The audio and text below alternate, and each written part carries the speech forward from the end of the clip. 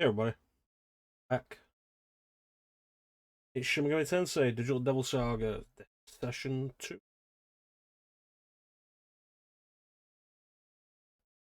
Remember, to rend, slaughter, and devour your enemies. Rend, slaughter, devour your enemies. There is no other way to survive. You cannot escape your hunger, warriors of purgatory.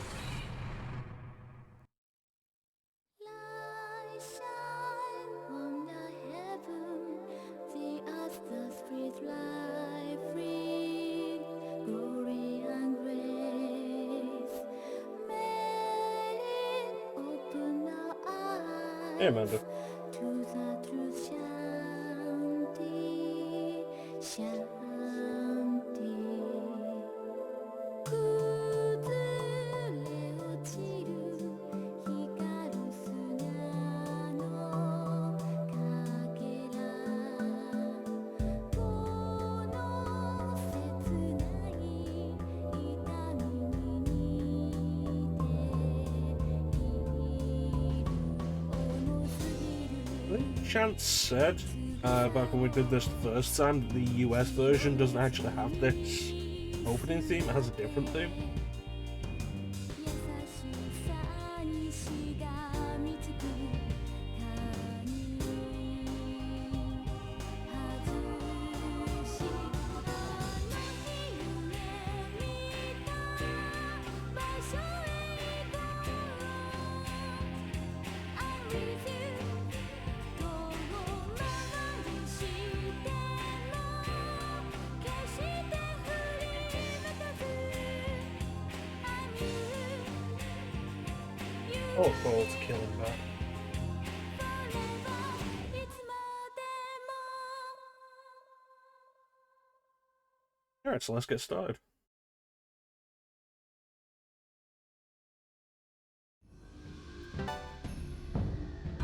All that clean.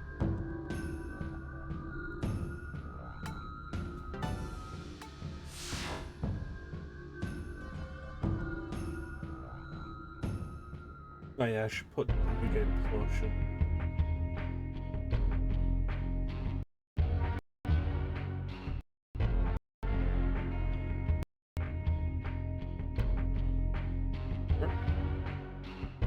Anyway, so into the solids base. And here we go. That. The one that you have to activate.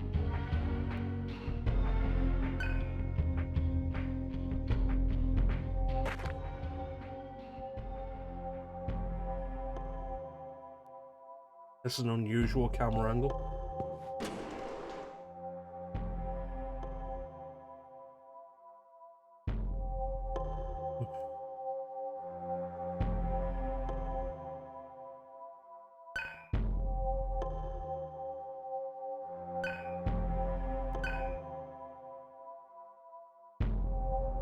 It's going to be worth exploring this place as much as possible now.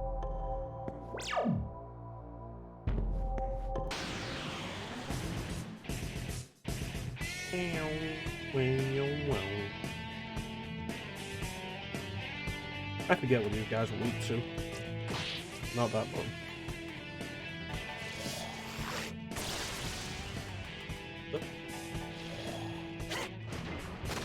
No.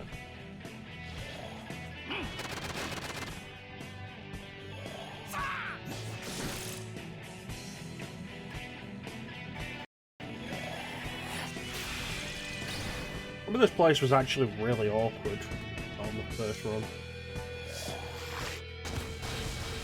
There was absolutely a death down here.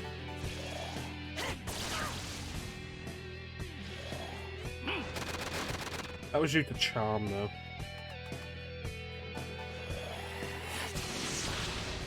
Alright, force. Excellent.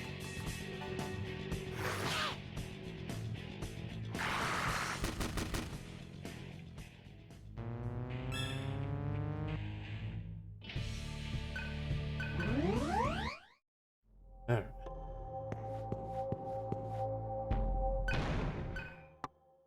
Yes, because all of these doors that say this have the same enemy behind them, and this enemy is weak to earth.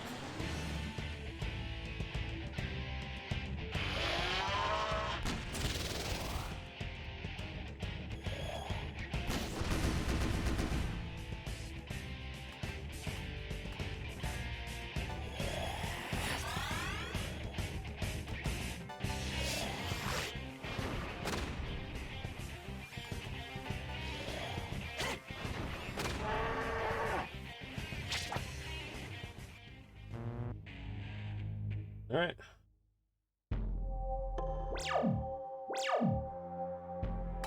They switched the buttons for menu and map between Nocturne and Digital Devil.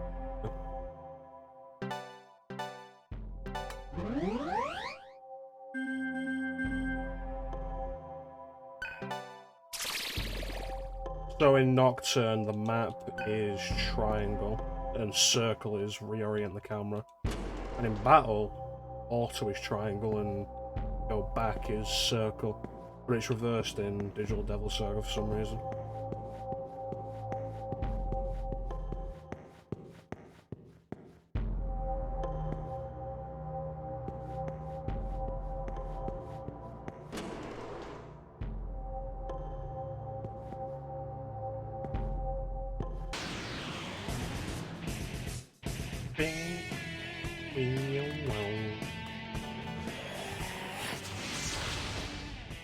Gotta make sure we keep up with Chakra Walk.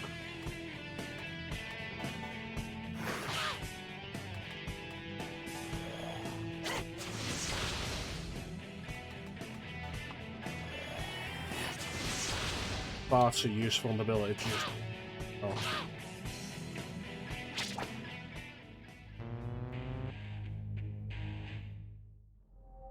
I do still have it on from right?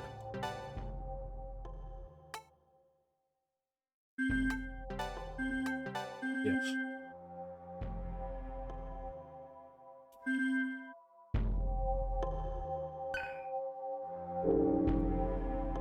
This would be more effective if you didn't have the map.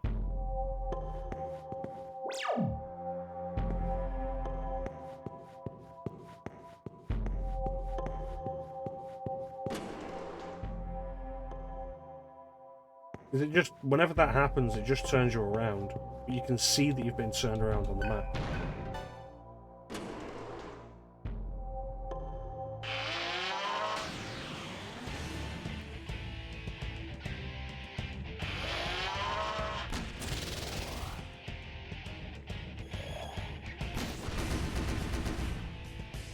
Okay, so let's get a heal on Argilla. And then tear this motherfucker apart.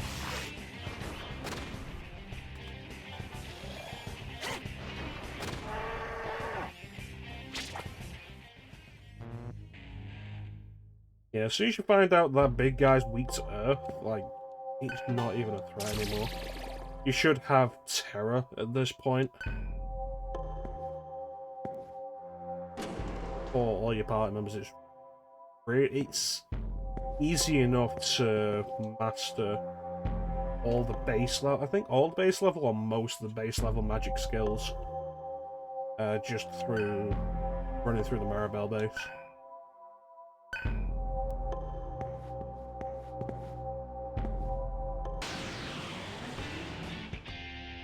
Oh, hey, no, I'm only coming.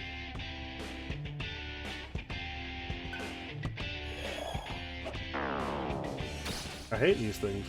They're just gimmicks.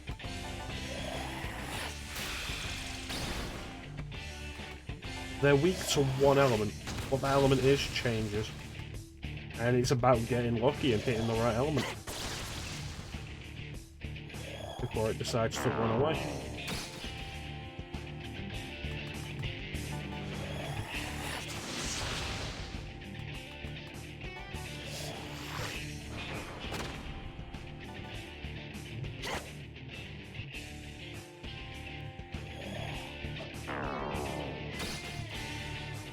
Is that it, or am I thinking of Jack Frosted 2?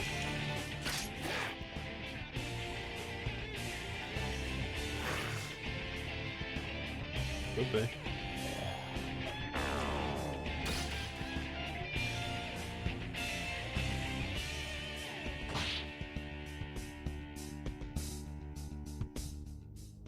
It never really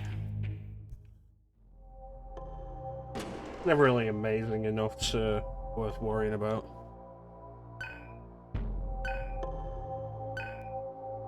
Left is right, but right.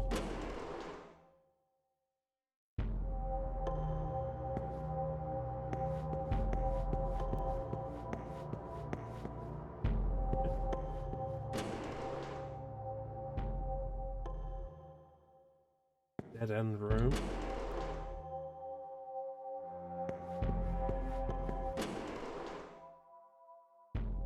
Another dead.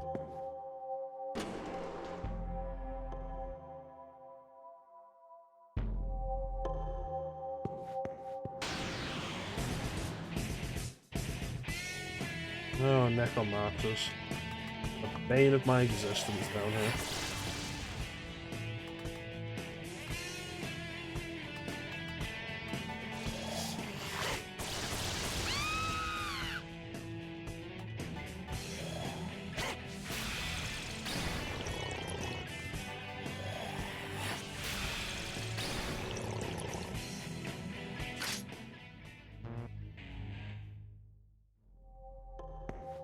Isn't cast charm.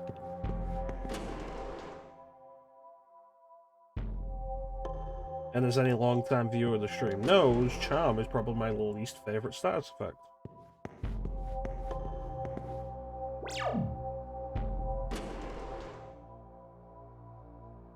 Alright, so that's the way out.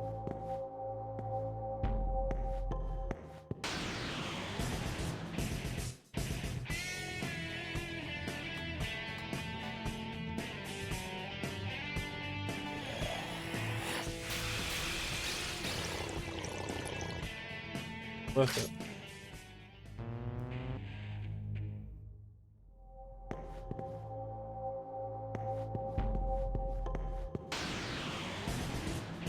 Come on, your ass is mine.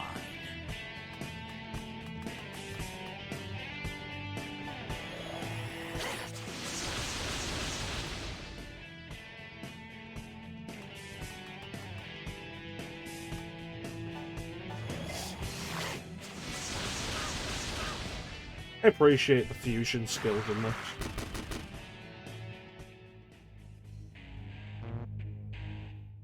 Nice that they're there.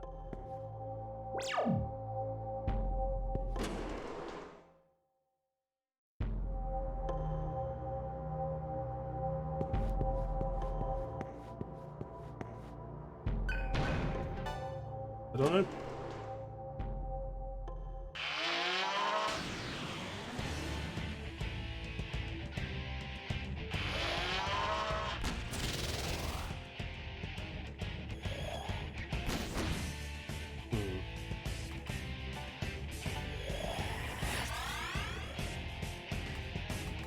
And then double Tirada.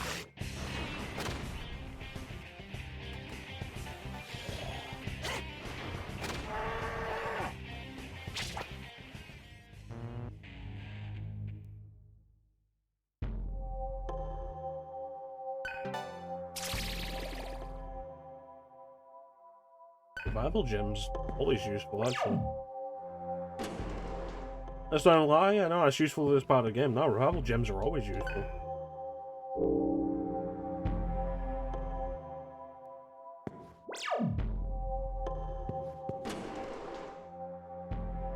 Fully like revive and fully restore HP. Never a bad thing.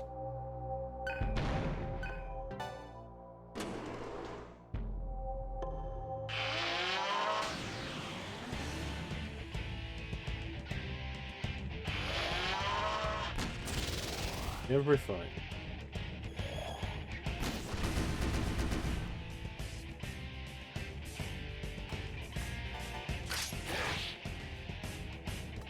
Surprised, it usually likes a counter physical.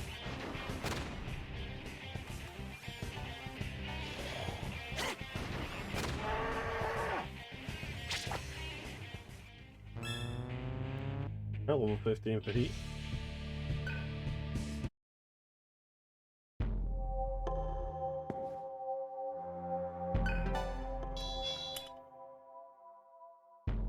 I need to see about selling these cells.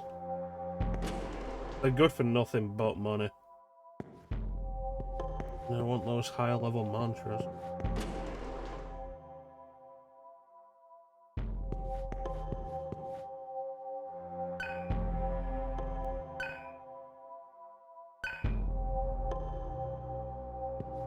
So the idea with these bodies is there's more than just the one trapdoor you can fall through, and that's what those empty dead end rooms are.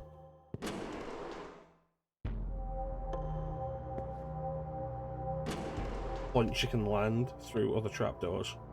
A little bit of caution and diligence will keep you from ever having to fall into another one. I'll make this quick.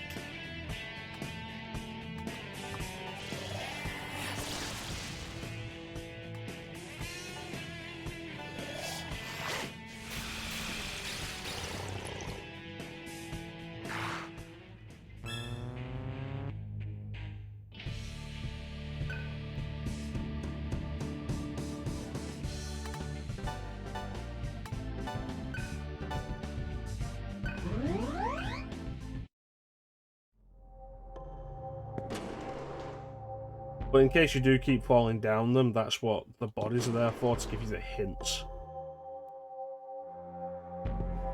In case you're having trouble with it.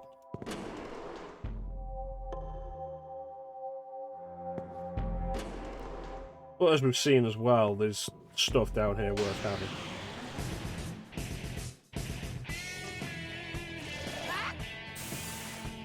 Good work, I was just gonna hit you.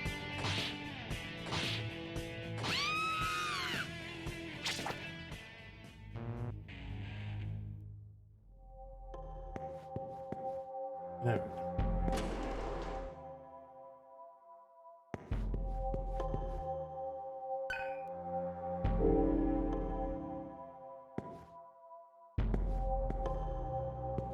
What's behind this door?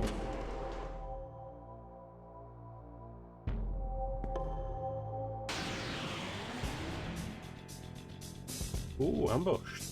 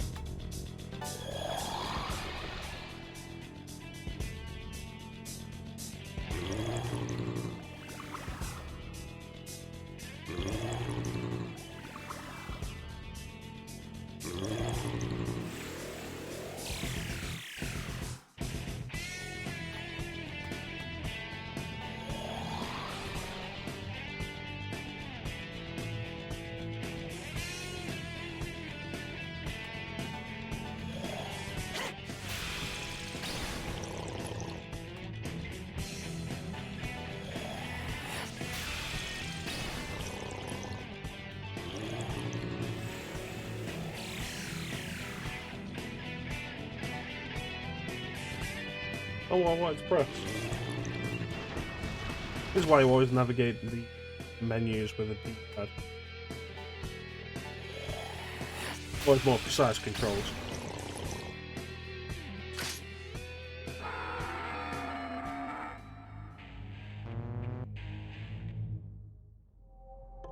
Anyway, nothing down here.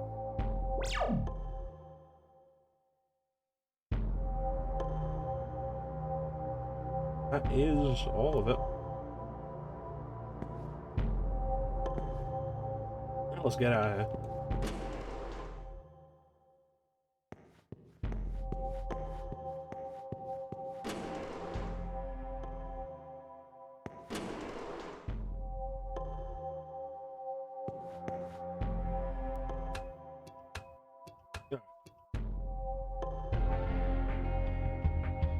Where are we in relation to the previous bit? Quite a ways away.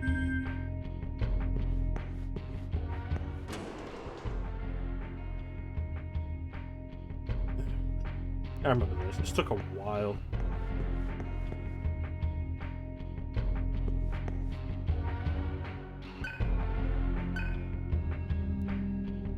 Yeah, so if you walk in front of a statue that has red eyes, then it'll open a trapdoor.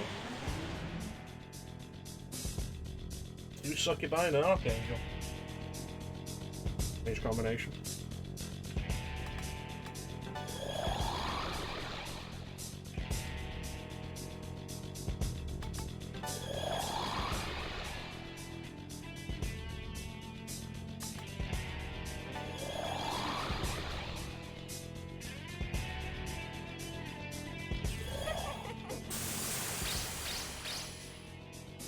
It's all good, so I don't have any repel spells, because I find them to be unreliable.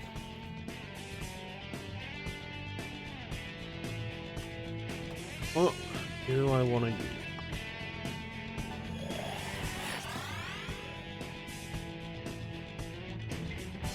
Put them, I guess.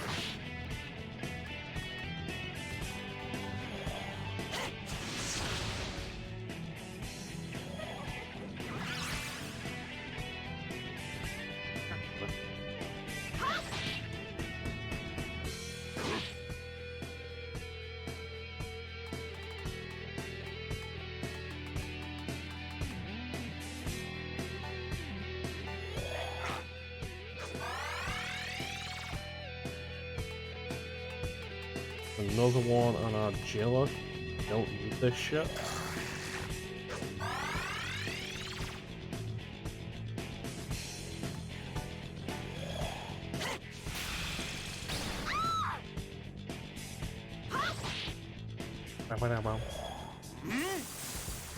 Alright, Archangel, I don't have any death spells either. I find them unreliable.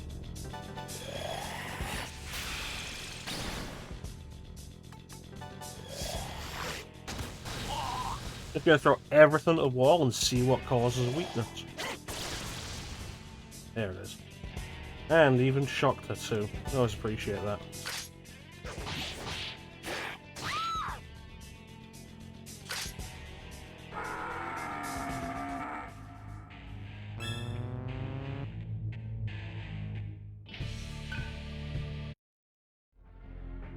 Alright. Side corridor.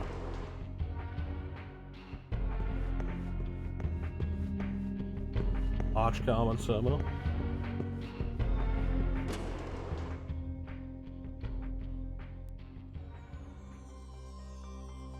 The advantage of the large karma terminals is that you can teleport to these from other ones and also fully heal yourself.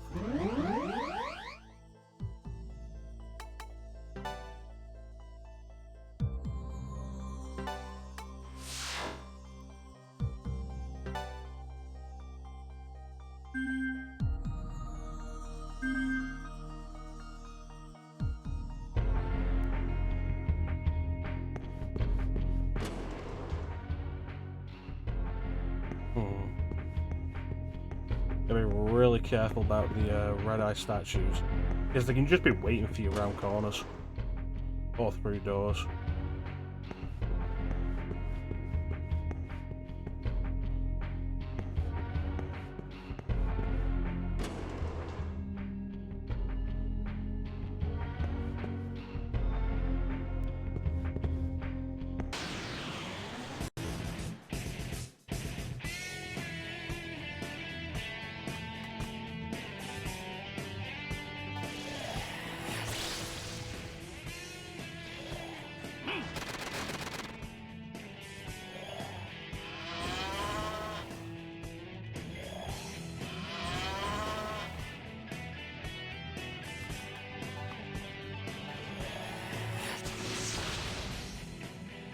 Take this guy down first.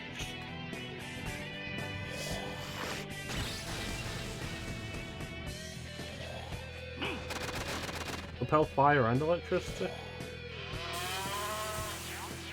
Well, that suggests they're weak to earth. Says to me, let's finish this guy off.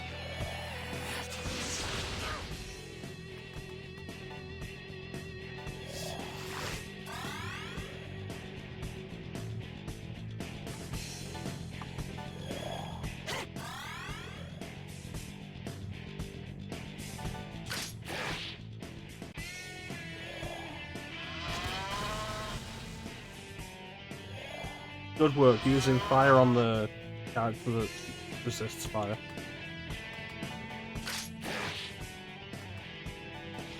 Is it earth? There we go. Sometimes they'll fake you out with, like, what they have void spells for, or repel spells. The idea you hope is that it's like, oh yeah, no, repel Earth. And so you hope it's like, it's weak to Earth, and you can get in before they do that, or get around it. Then you can exploit weakness chains.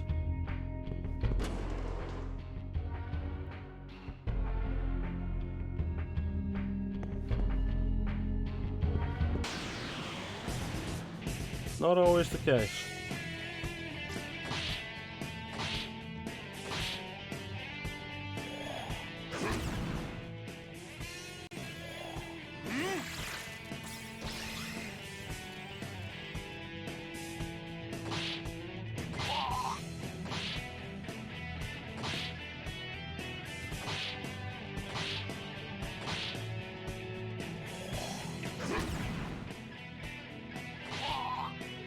Right, so that auto wasn't worth it.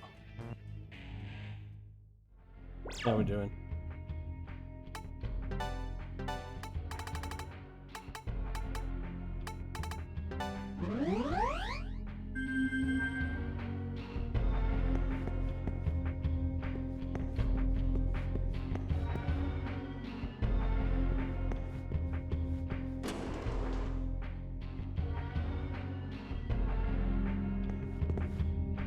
Yes, Tread.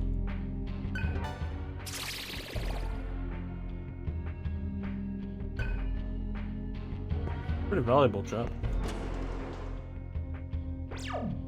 Yeah. So I'm gonna have to do a BRB real quick.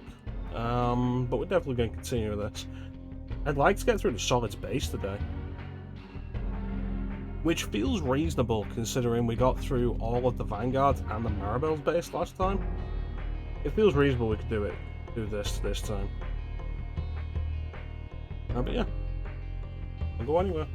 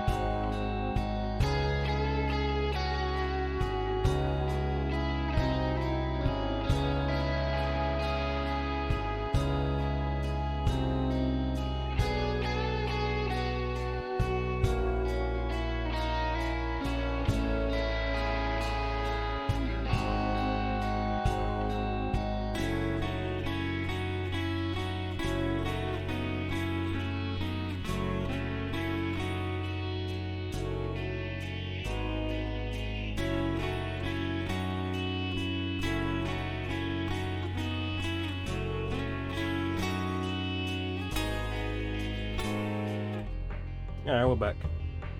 Let's get back on with this. Not that way. Wait, no, if only I was hitting things right now. But I'm not, so you just have to go down with the rock.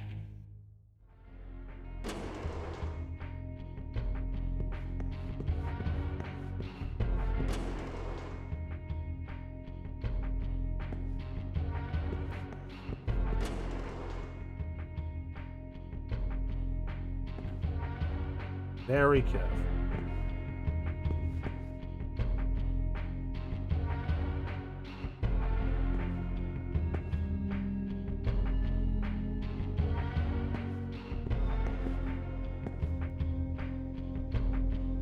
Remember rightly, red overwrites blue.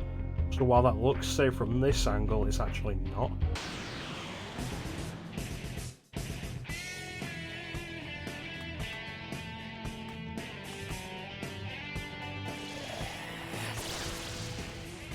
Excellent. Love it when they get shot because that's guaranteed crits. Which is a guaranteed extra move.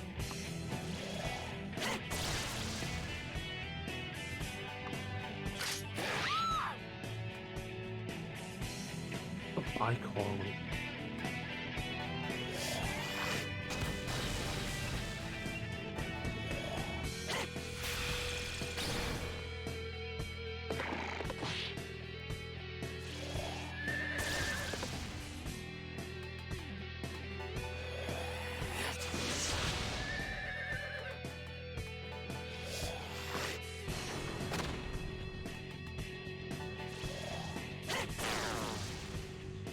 Yeah, it was a long shot.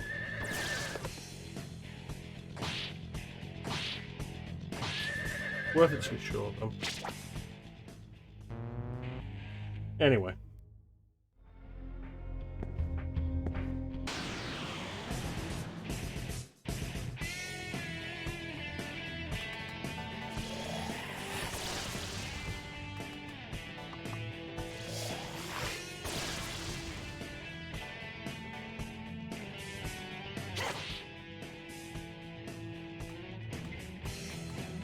Alright, we'll just have a Mazionga.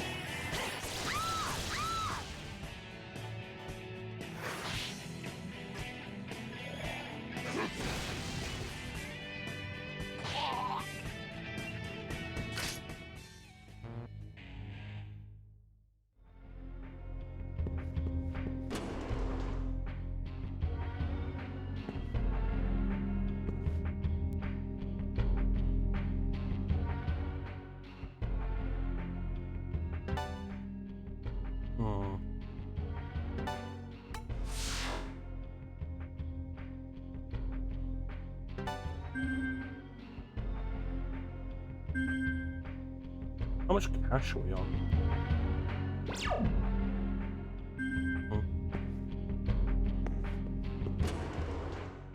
Alright, so let's get around the other side.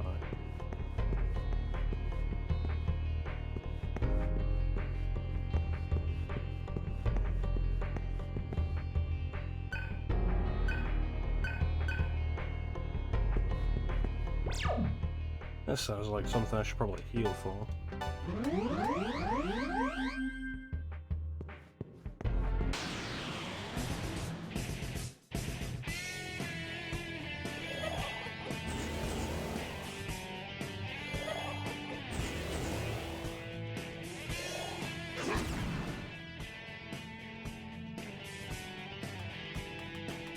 Okay.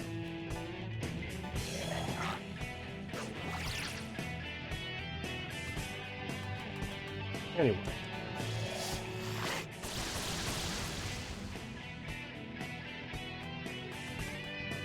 And follow it up. Alright.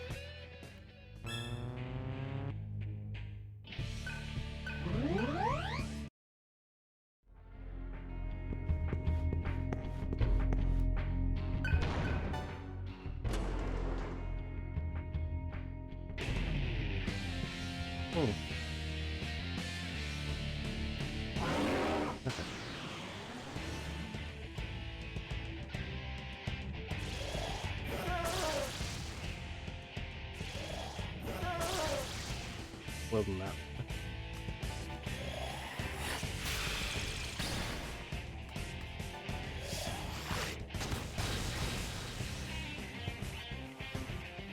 I always like it when I find the weakness that early.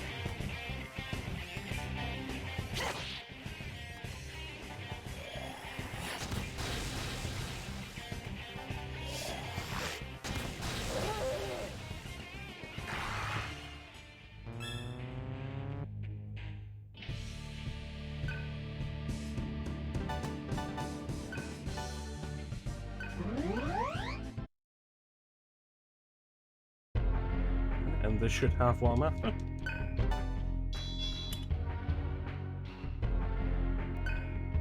Right.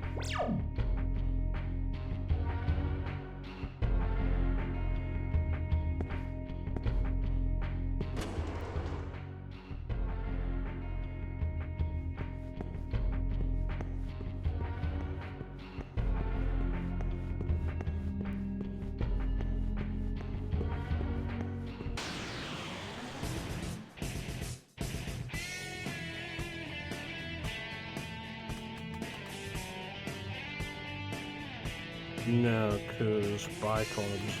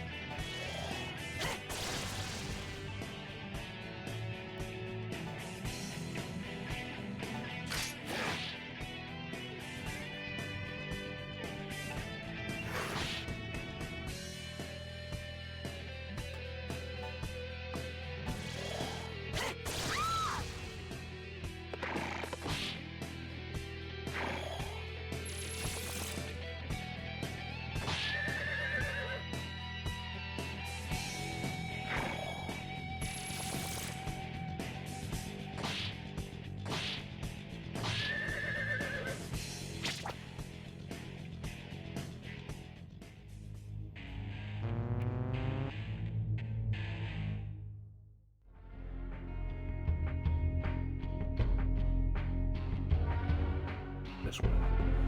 Almost got turned around there first.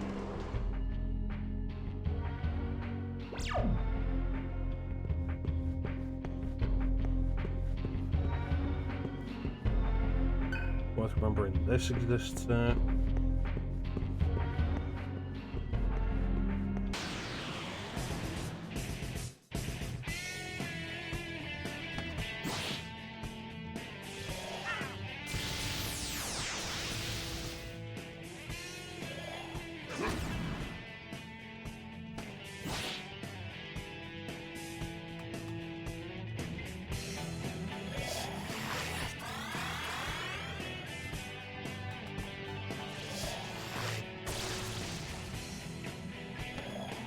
I always hate the birds that aren't weak to electricity.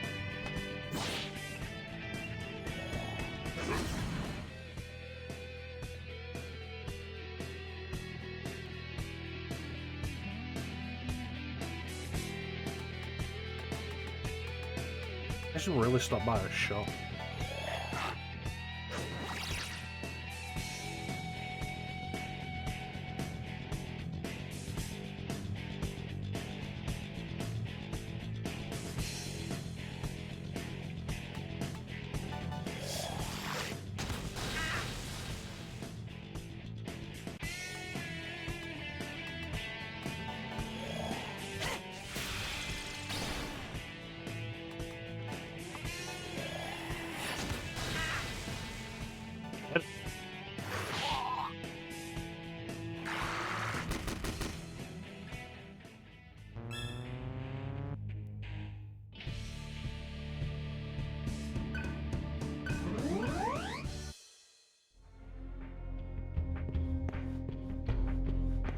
Get back to the center.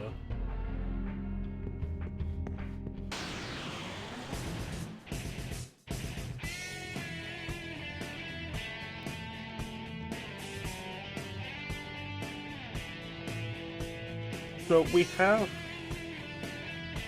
a large terminal here. We can use this to teleport out and then back in. So I should make use of that.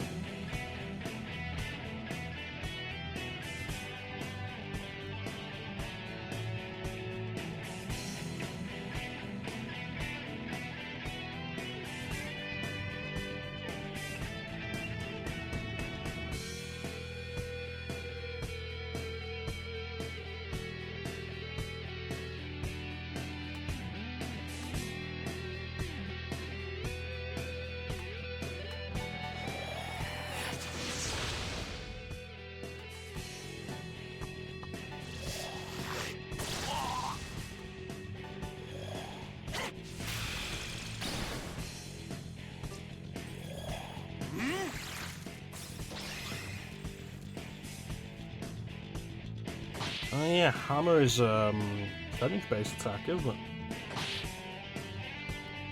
It's not instant kill in this game, it's percentage-based. Which makes it actually sure to hit. Gives it the same kind of hit properties as any other spell or attack. Mudo's still instant death. But armor doesn't hit while you are in human form.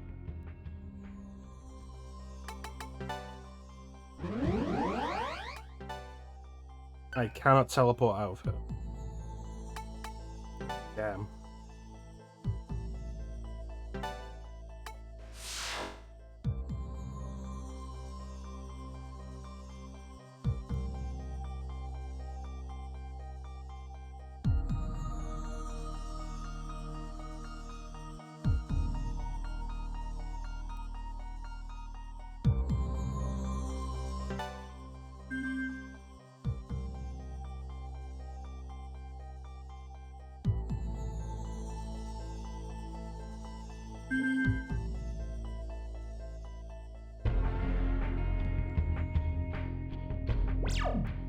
Let's go this way.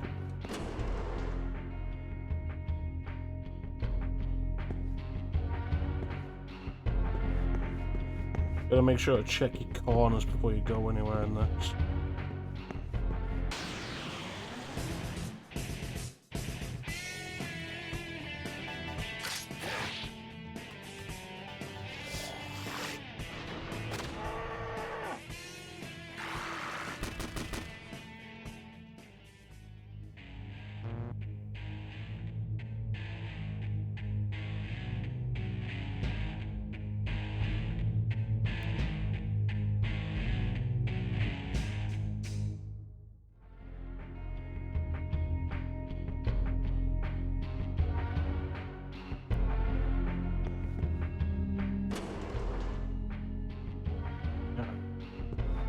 I feel like there's a door somewhere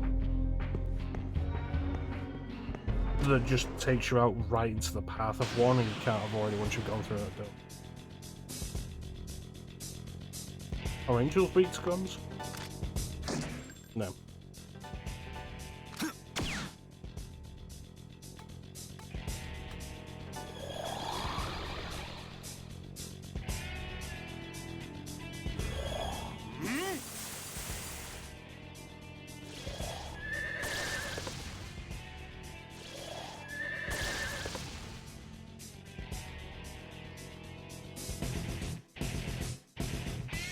That's right, Teak.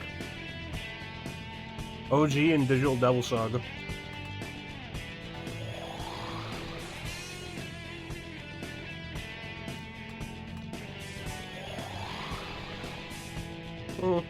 I've had 2 Final Fantasy games going at the same time before. We'll get to Luna. One day.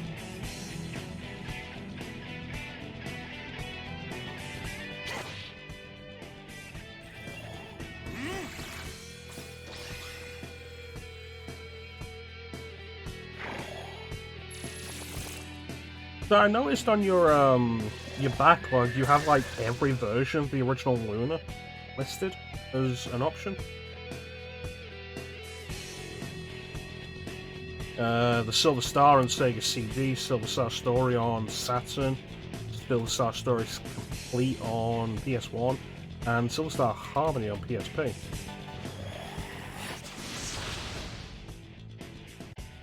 A bunch of time trying to find out, like, is there a definitive version of it? And there isn't a clear answer. I know that Silver Star Story reworked a bunch of the dungeons from the original. So, like, if there's a version that you shouldn't play, it's the original. Although, I think Luna Legend on Game Boy Advance is also a retelling of the first game. But that one is considered to be kind of weak. Or, like, pretty bad.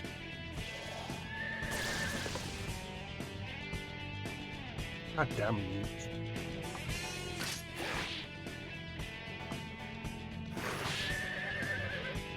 You have to equip somebody with something to deal with that.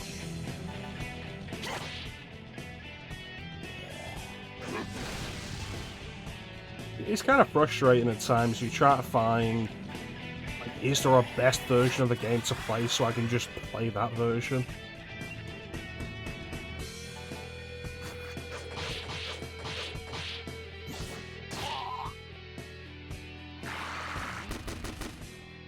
Extra storage stuff isn't the selling point that it used to be. Nowadays, it's the question of, that was 2 steps. Nowadays, the question is, like, is the extra storage stuff worth it?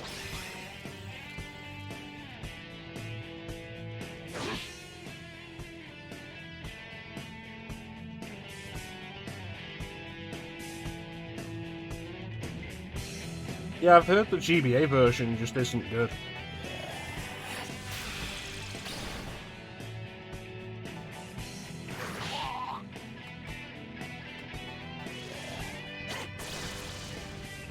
I tell you what's certain neat novelty on Game Boy Advance. Broken Sword.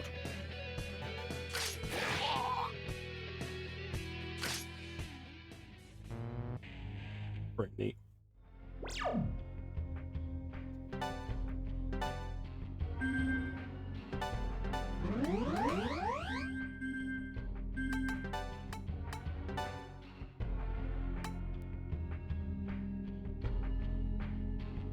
Alright, we should still be here when you get back to.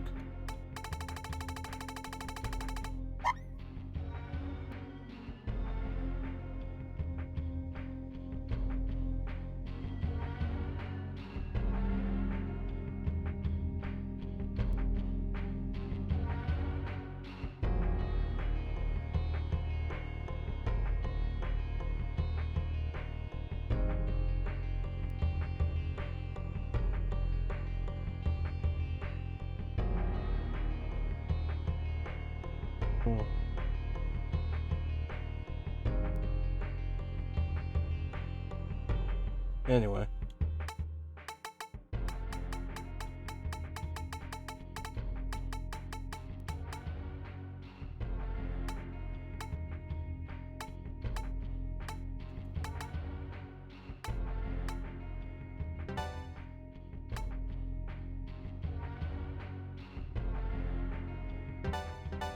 Yeah, we're getting hit with mute often now.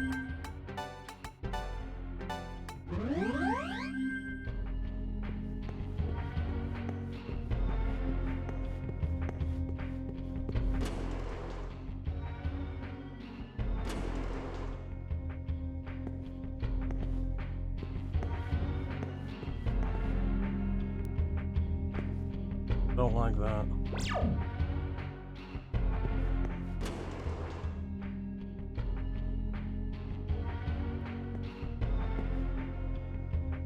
Okay.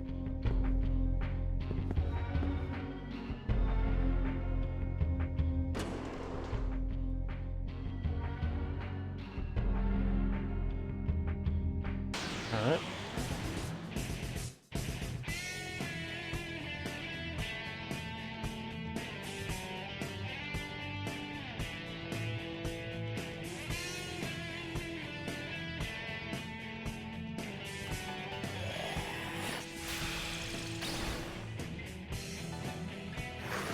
Shaka Walk really is good.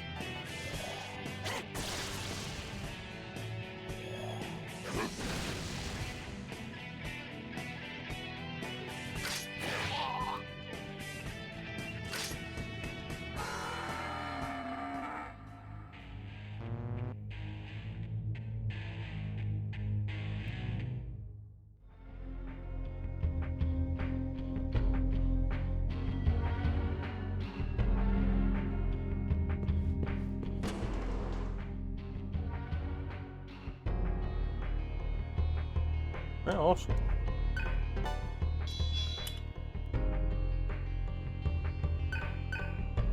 Really need to get to a vendor.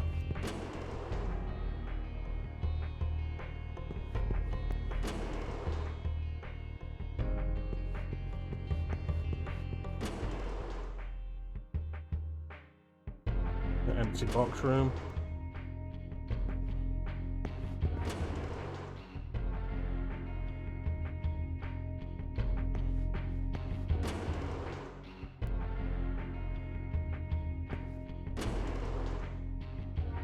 Is that what it does? It doesn't put you right in the way of one, it puts you right in front of one.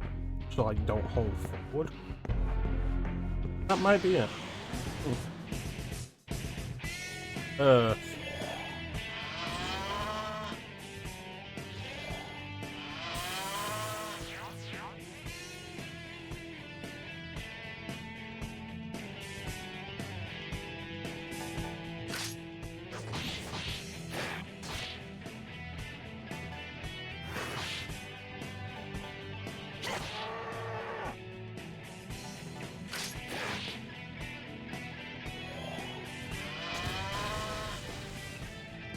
Once the Earth this time.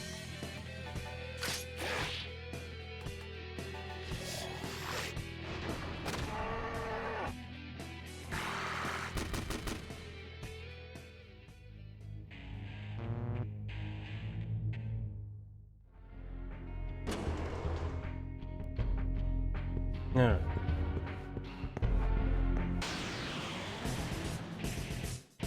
I really forgot how high this encounter is.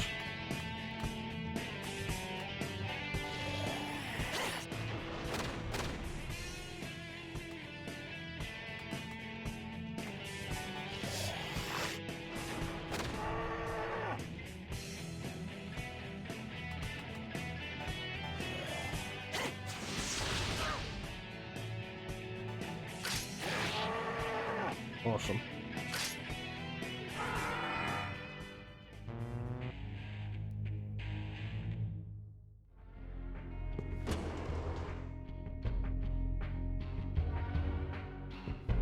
Is this what a key? No, it's just... Yeah.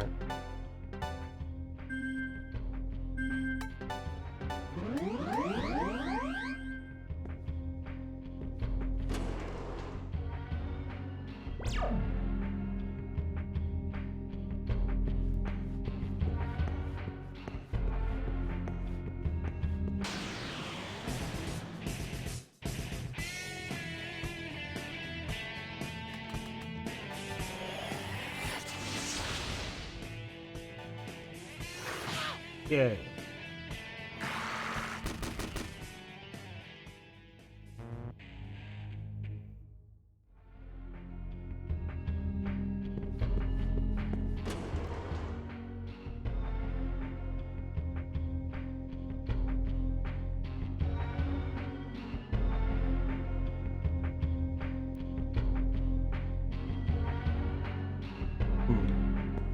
Do a safety save.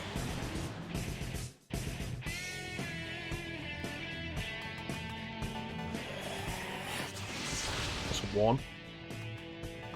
That's a 2.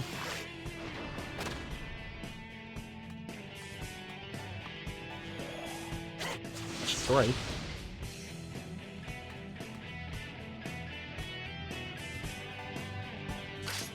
One.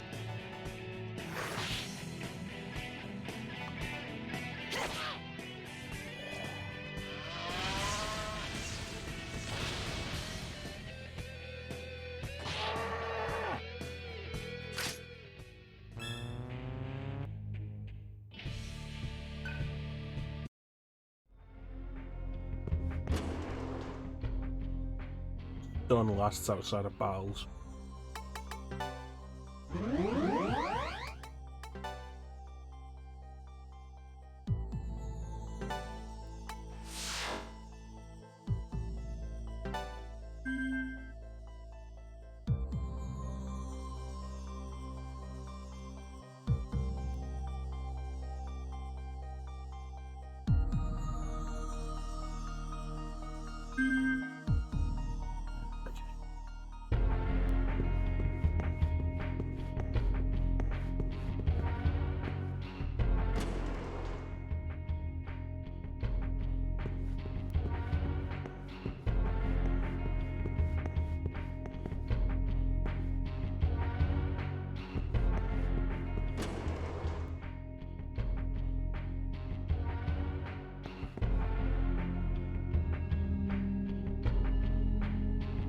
Right, the other side is an item. I'll have to remember to grab that on the way back.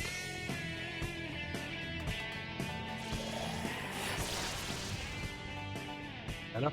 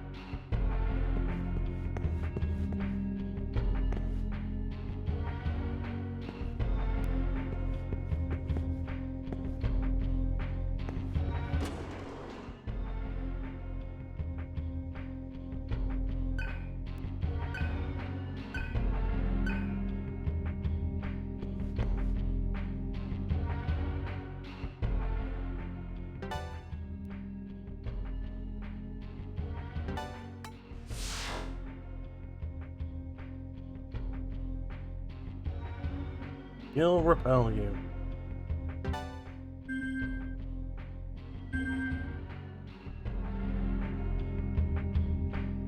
Alright.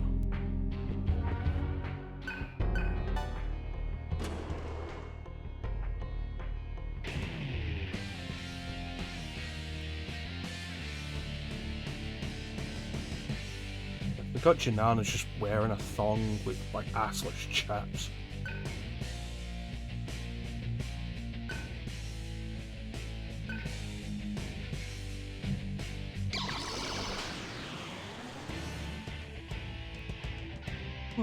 Valkyrie.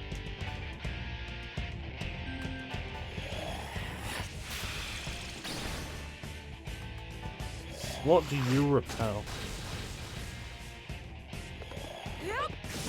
Mm-hmm.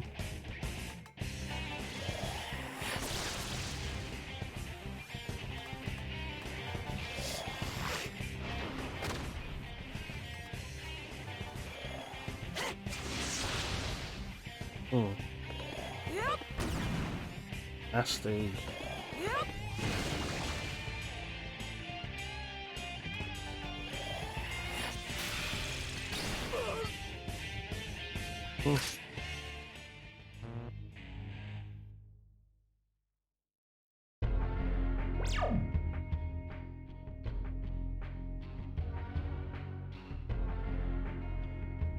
I'm more concerned with it like, oh yeah, Valkyrie's race is evil? Wait, what? Going back to.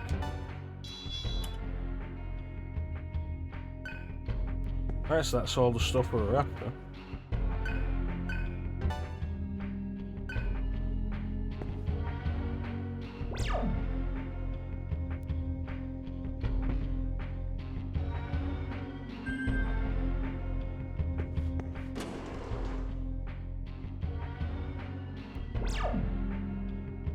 Want to get that item on the way back.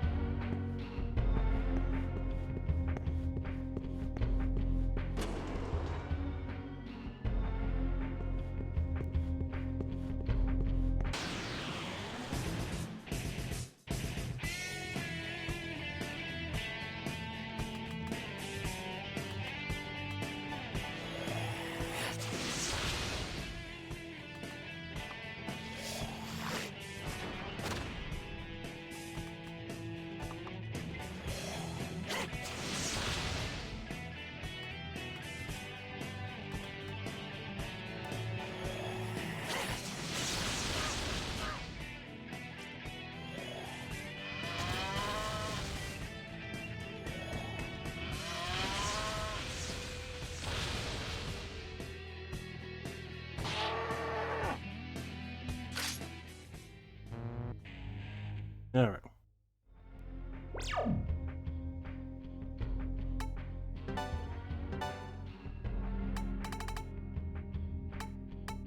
It attacked me. It was coming right for me.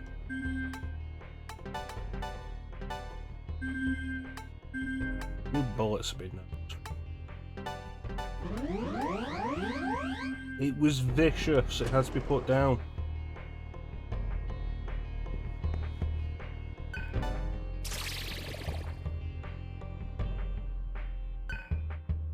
Ration. Alright.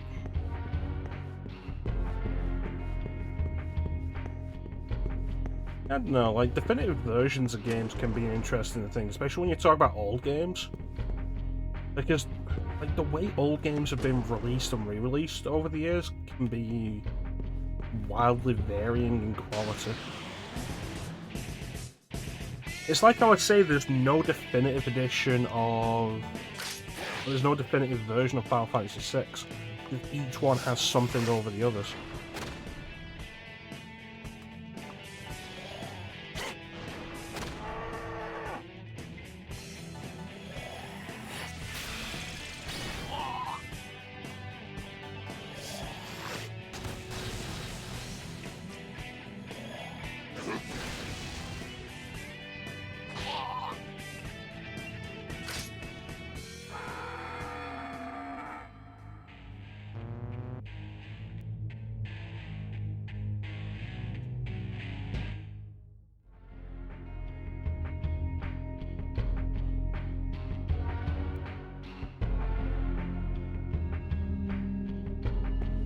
All different versions.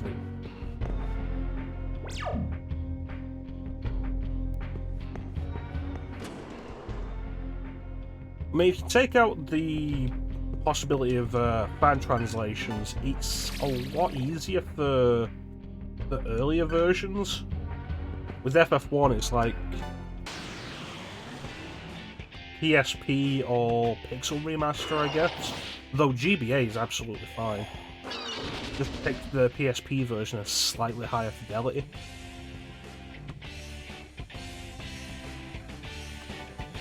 Final Fantasy 2 again, GBA or PSP.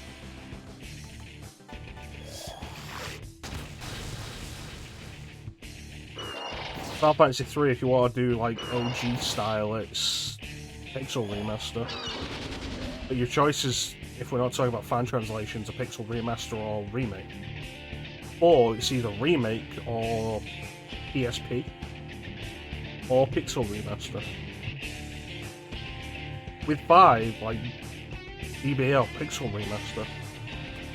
But with 6, like every version has something the others don't.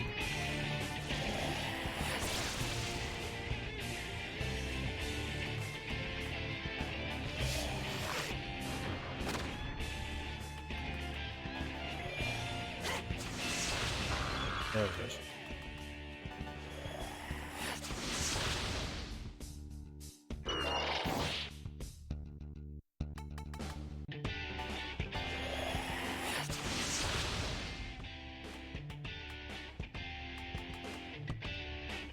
Yeah, once you add mods and fan translations and such into it, yeah.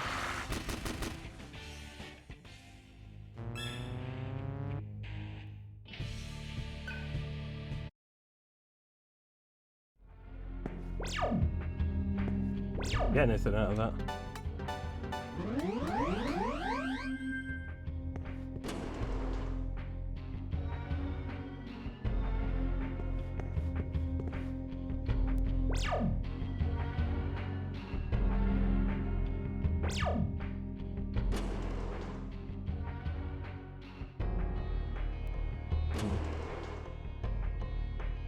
Once you go on from there, like, it becomes a lot simpler.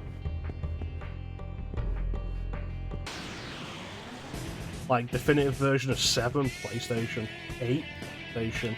9, PlayStation. Because the HD ports and remasters have all fucked something up with them. With 10, like... There's not a bad way to play 10.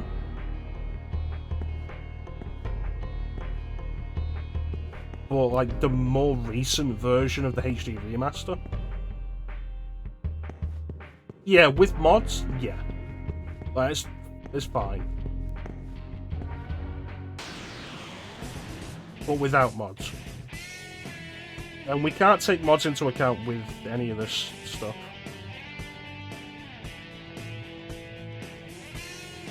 Is that the voiced version? The voice mod?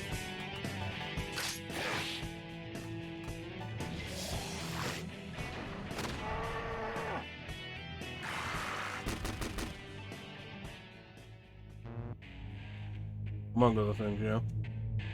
I'm after doing the new threat mod. Like, just for the base game. Keeping it basically exactly as it originally was. Just upscaling stuff. Making the backgrounds cleaner, adding analog control for the characters, streamlining the menus and such, making the FMVs cleaner. And just making it look nicer for a modern resolution. And that's it, that's all I'm doing with it. And new threat.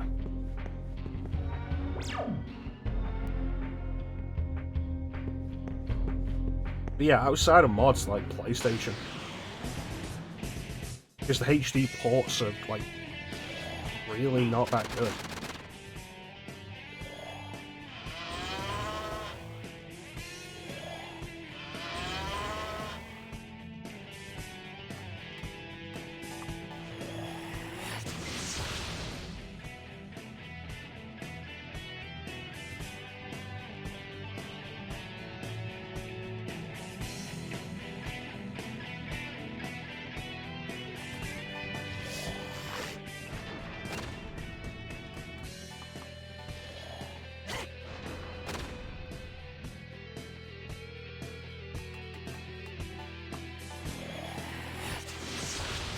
But yeah, with 10, like any modern version of 10, like PS4, Xbox One, PC, Switch, any of them, is a fine way to play 10.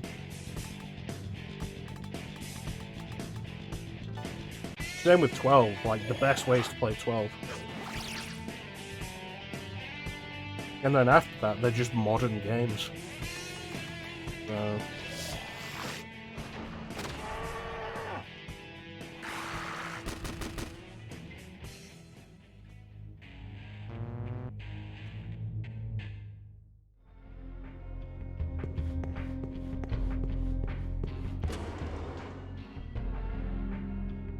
It's honestly really frustrating just how often remasters and ports are just botched.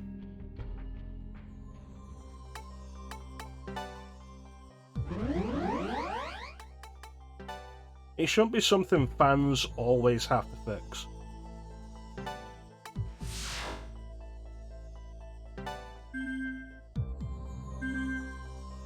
It's like you say, yeah, with mods, like, what's the best version of this game? Well, with mods it's this, like, cool. It shouldn't have to be with mods.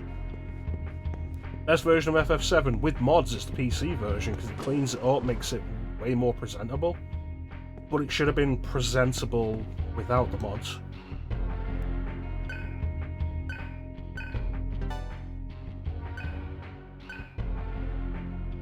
Right.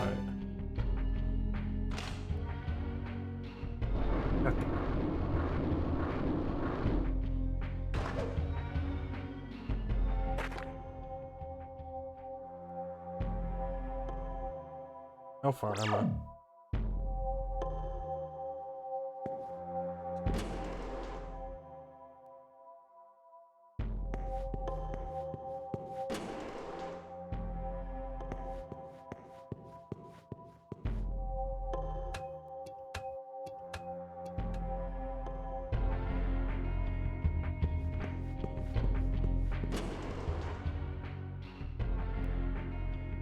Go left.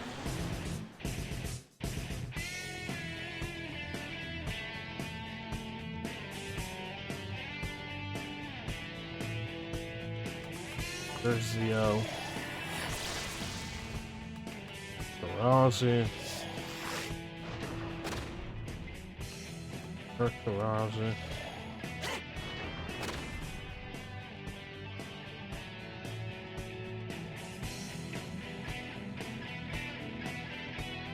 And then just do the same again.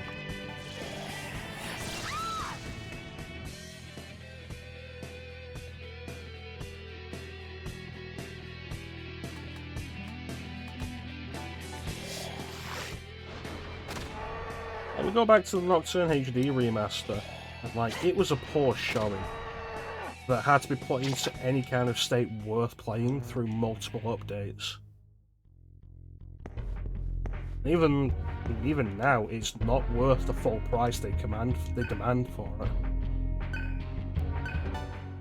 which is essentially a full price game.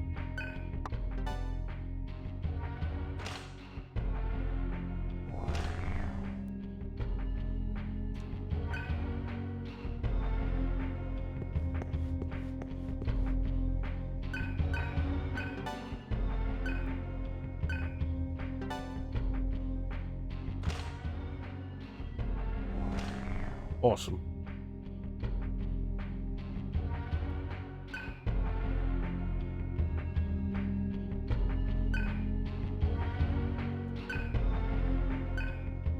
I smell a bat.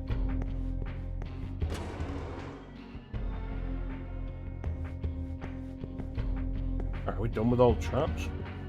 I can't remember if there are more traps past this point. Hope so. Hope we're done with them.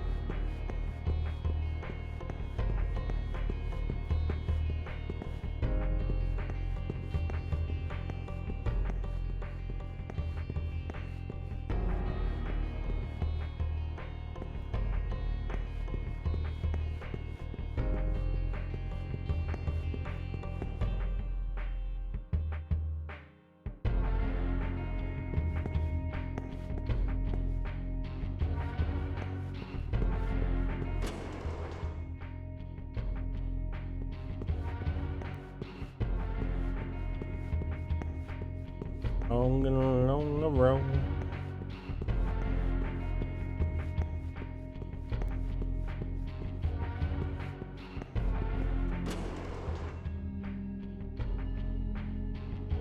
There we go. The big save room.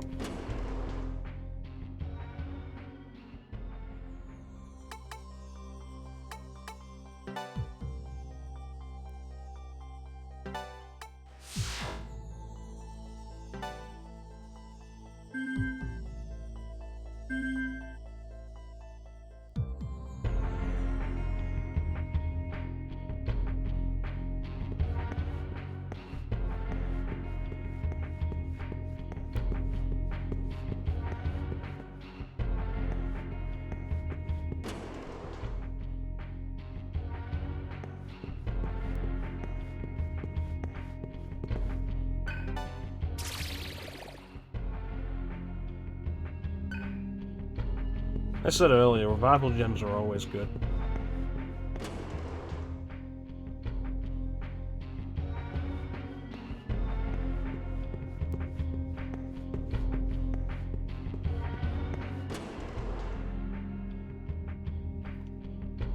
The elevator.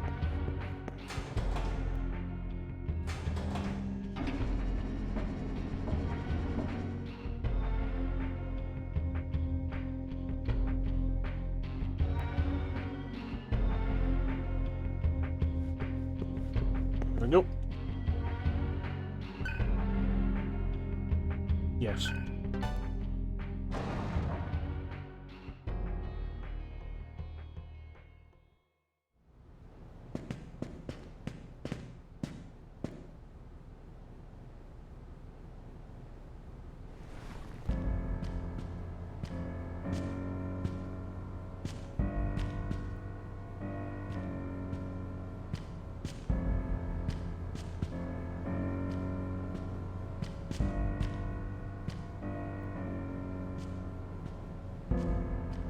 So, Embryon came, just like he said.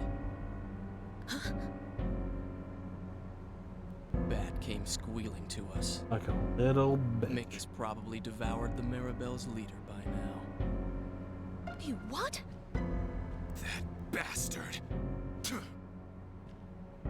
Should have devoured him when I had the chance. Yeah, we shouldn't have stopped you.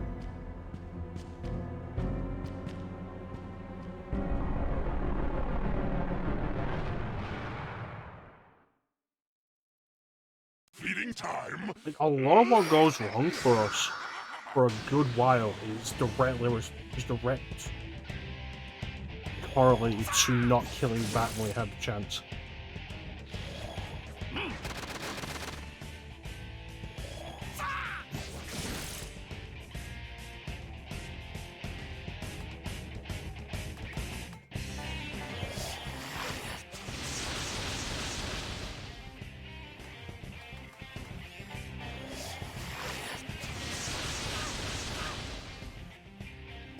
Next wave.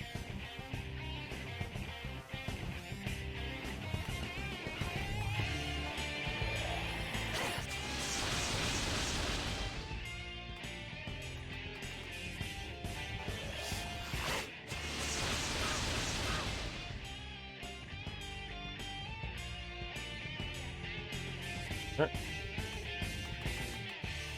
And take care of the reinforcements.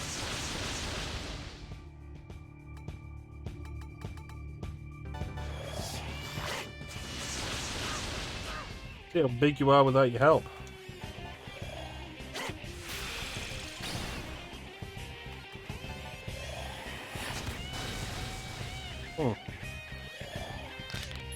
Skeletor immune to fire.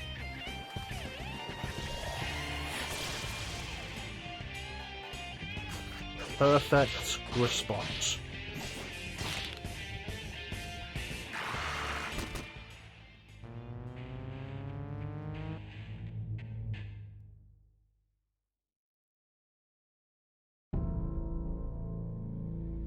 And now they're all dead.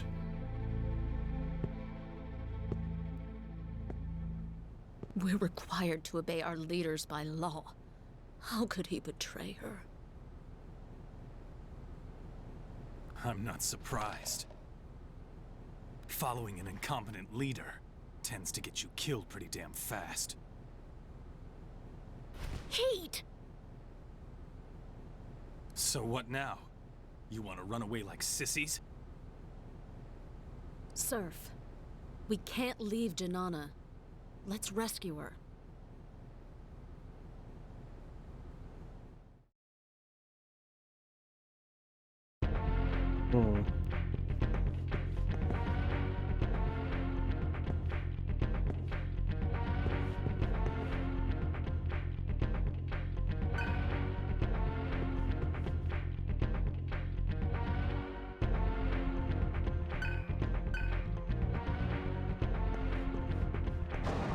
I think we're strong enough to deal with them.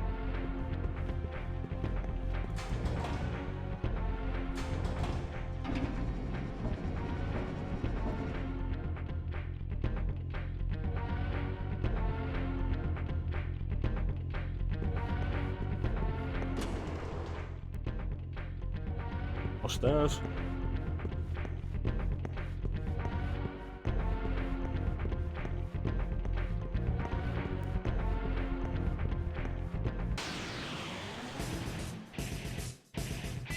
Hey, big guy.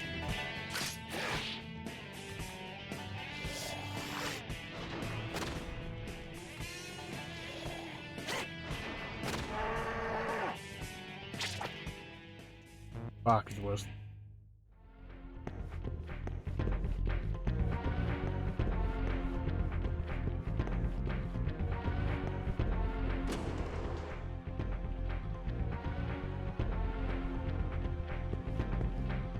How many of those heads do?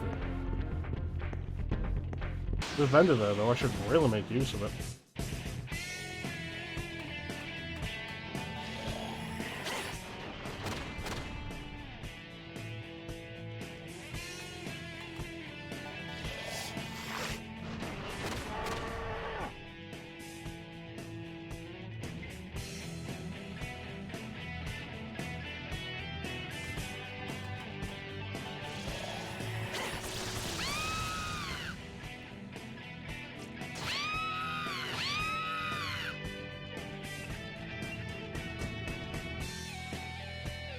Good much, isn't it?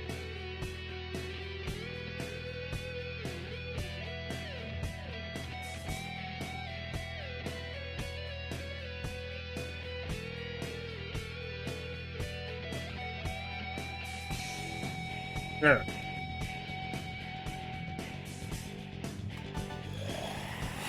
And with the big ones.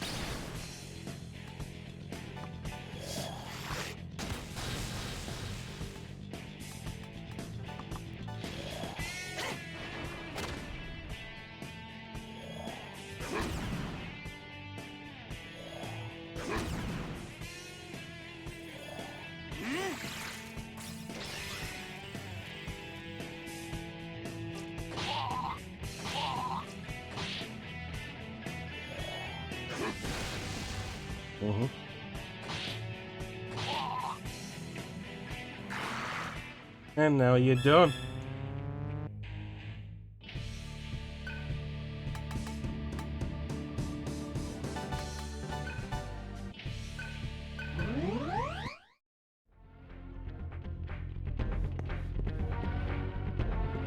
Alright, save point there.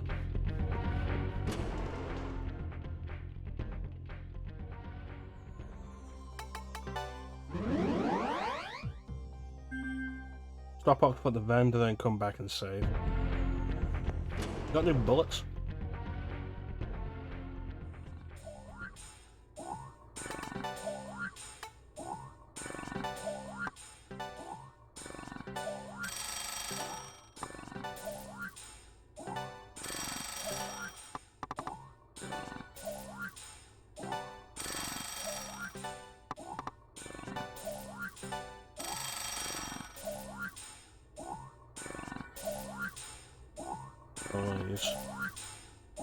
Incense in this game. Need to remember them.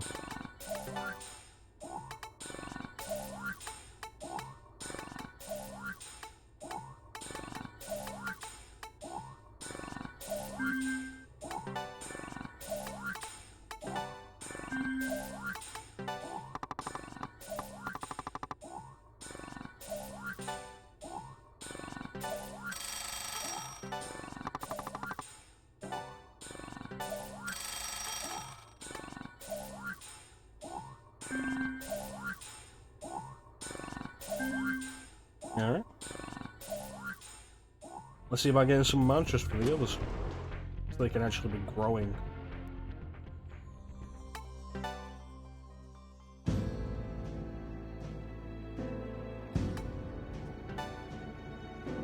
What do you got? Oh, do you even have one I can afford? 300,000.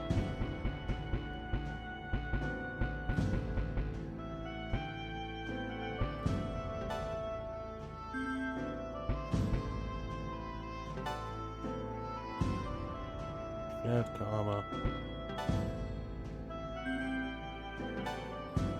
Mutual karma. Mutual karma, I went for that over shared karma because I remember that was way more useful.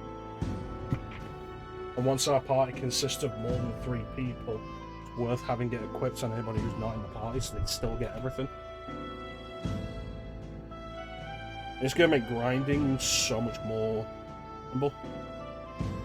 So getting this is pointless. But that ultimately means that we don't have anything for...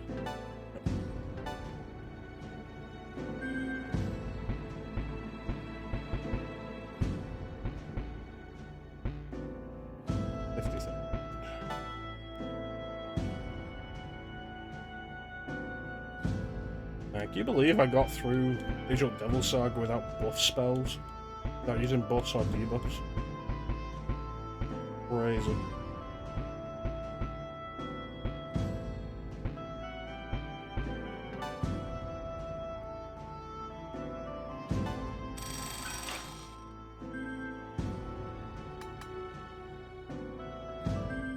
Well, Nocturne really demands you work it out. Digital Devil Saga has the benefit of allowing you to switch abilities in and out, which means you can just make a build that will work for everything. But Nocturne is like, no, you choose to unlearn an ability, you ain't getting it back. So you're never going to be great for everything, which makes buffs and debuffs even more useful. Yep.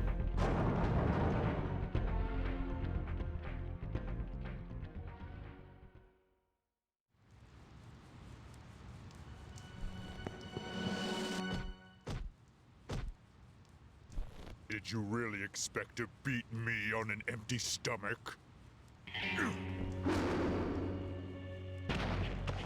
Janana, are you... No way! That stupid woman never devoured anyone? I am the same as you.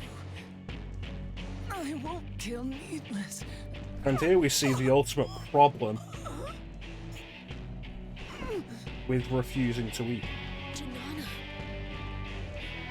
That it's not something you can just work through.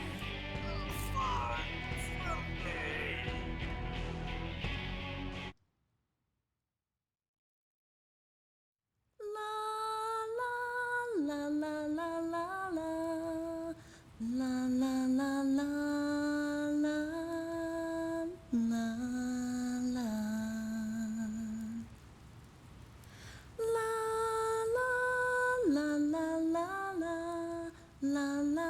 Considering everybody in the junkyard is looking for the girl with black hair, you think they'd give her a hood or something. Hill's got a hood.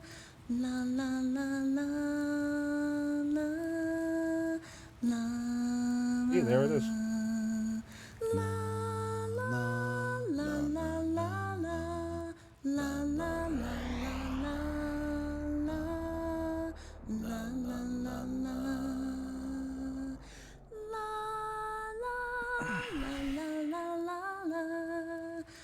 What was that?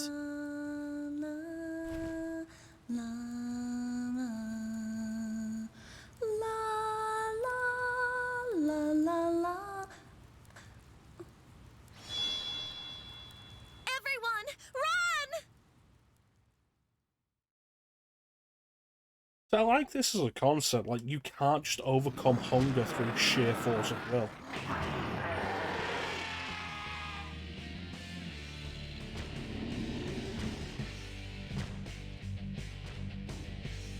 Janana.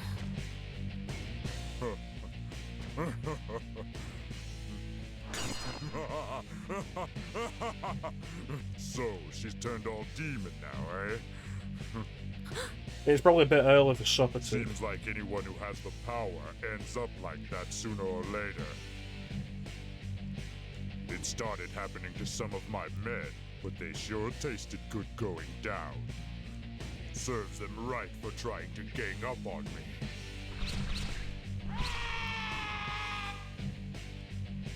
Have fun devouring each other.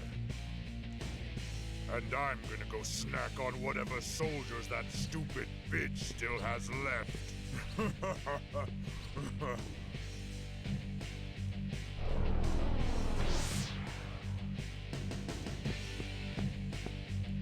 Change, damn it! Don't show her any mercy!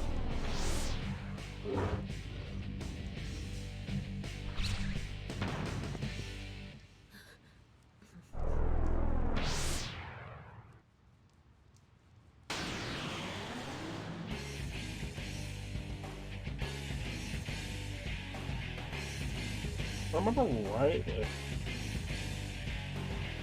Nana has a bunch of its spell skills, which makes her easier to deal with if you are human. Or rather, makes you less susceptible to damage.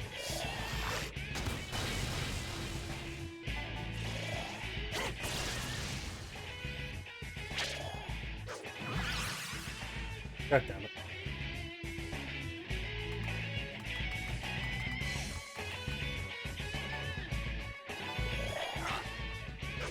I know that.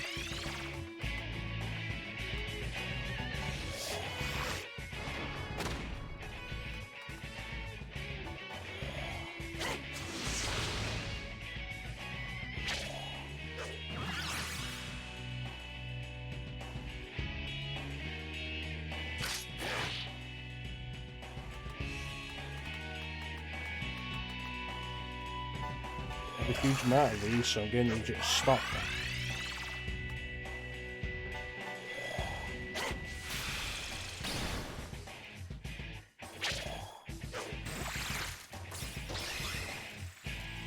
Awesome.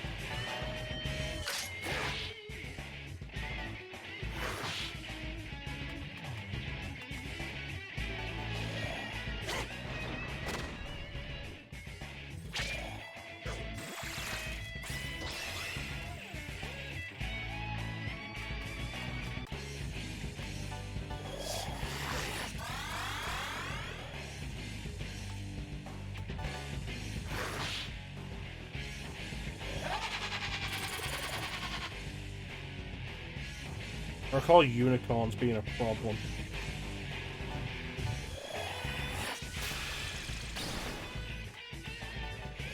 He has another ad, and I don't think it's a unicorn, I think it's something else. But her having having both of them available, so you're up against the 3 enemies at once is a problem, right?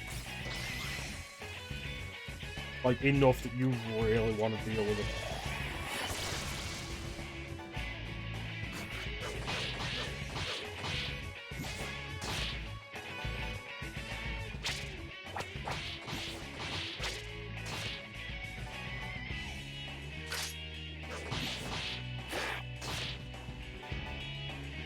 There's red numbers.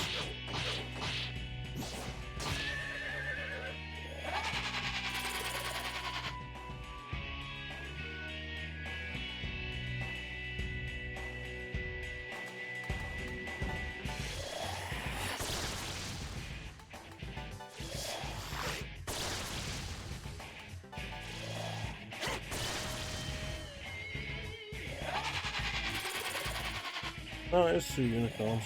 Cool.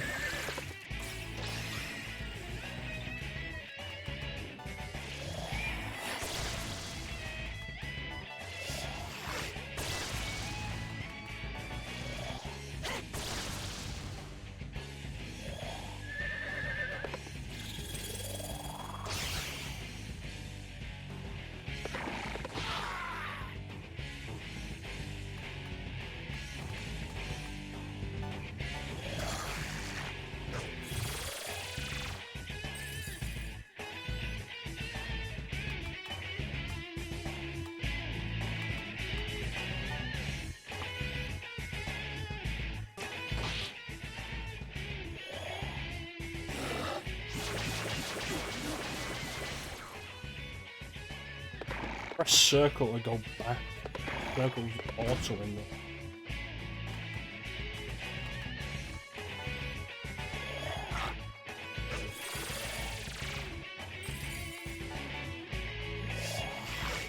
Not who I wanted you to heal, Heat.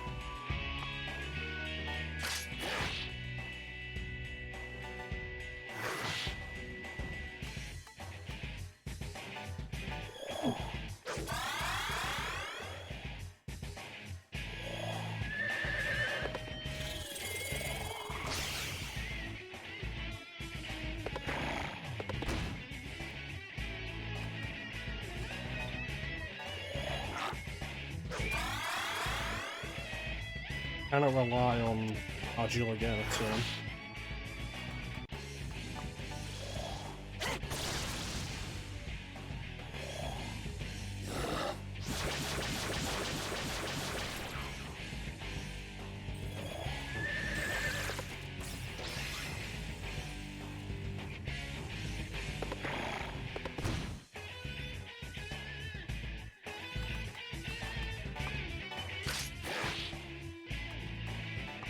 And those red numbers.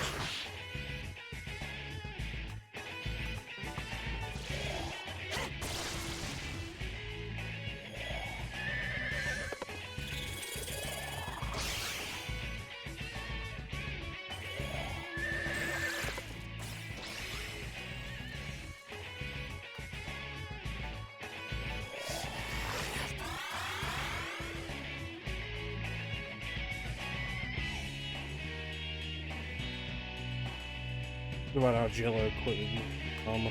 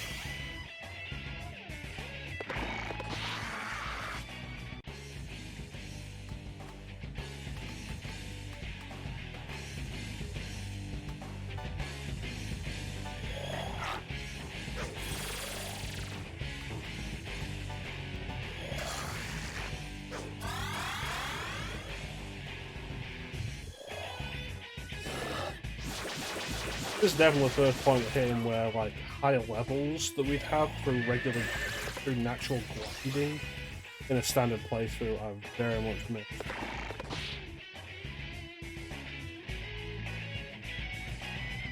Just for the higher stats they give us.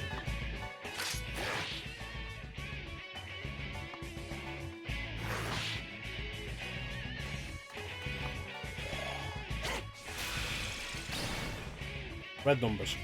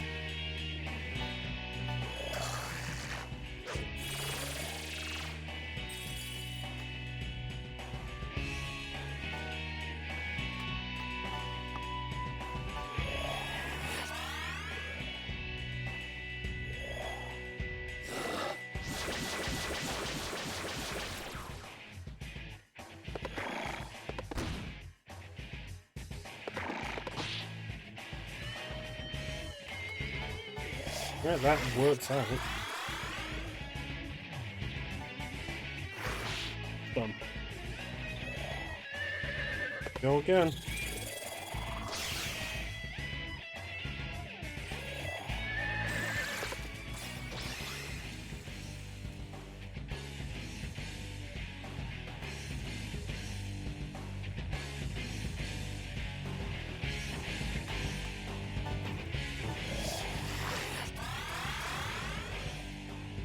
seraphic lore is good.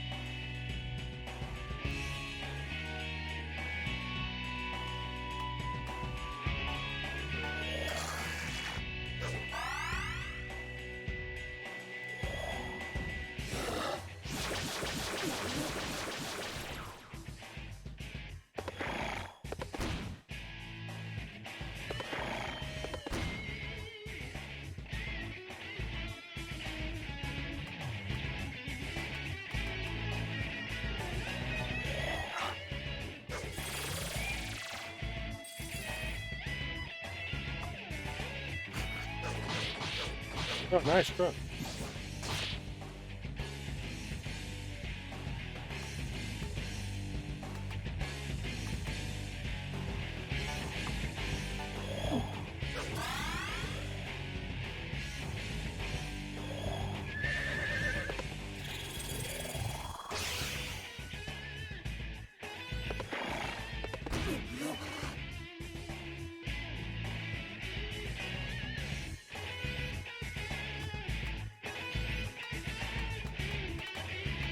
Really should have had meteor armor.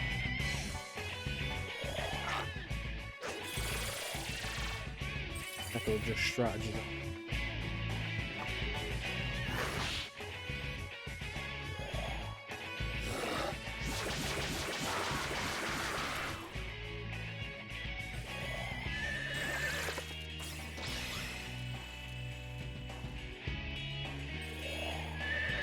Alright, if you could fucking not.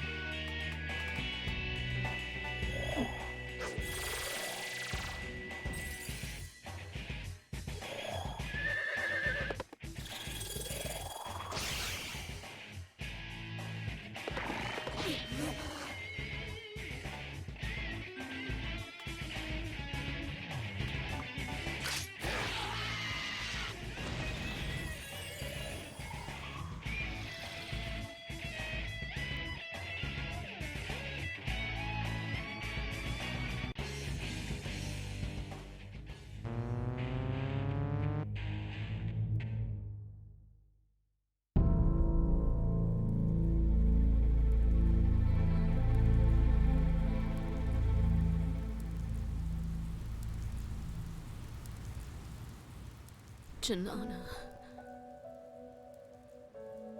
You three are strong. There's a girl at our base who can help you control this power. It won't be like this anymore. You and I get along, don't we? I'm sure the others will like you as well. Come with us, okay? Come and see Sarah, please. Your eyes. Those are... They must be... tears. I don't know why. They keep coming. I can't stop, Janana. Argilla, do not be sad. Finally, I have become your comrade. Comrade? Yes. Your comrade. Saying it feels right. There's such a great tale in this game. They're way more subtle than you expect.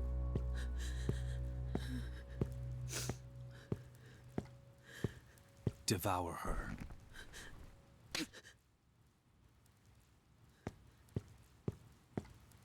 We're finding Mick. Nirvana's supposed to be paradise, right?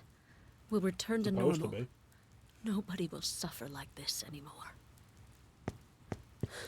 That's it. I'm tired of this place. Yeah, he did. And What a waste. he's right.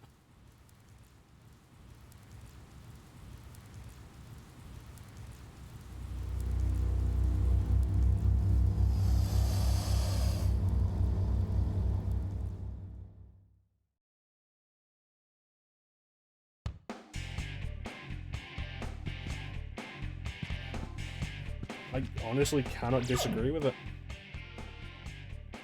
He's absolutely right.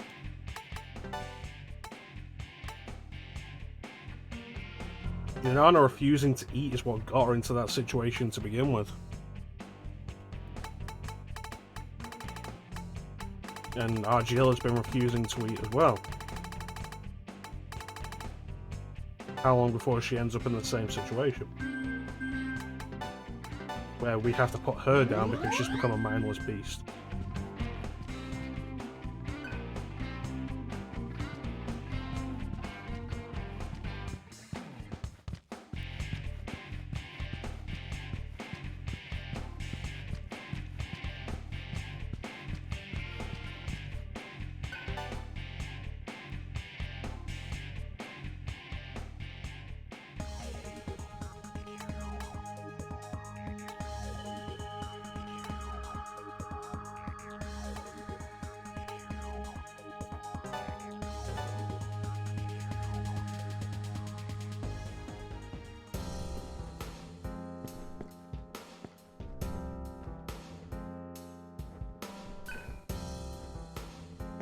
Alright, so back to the Maribel's territory.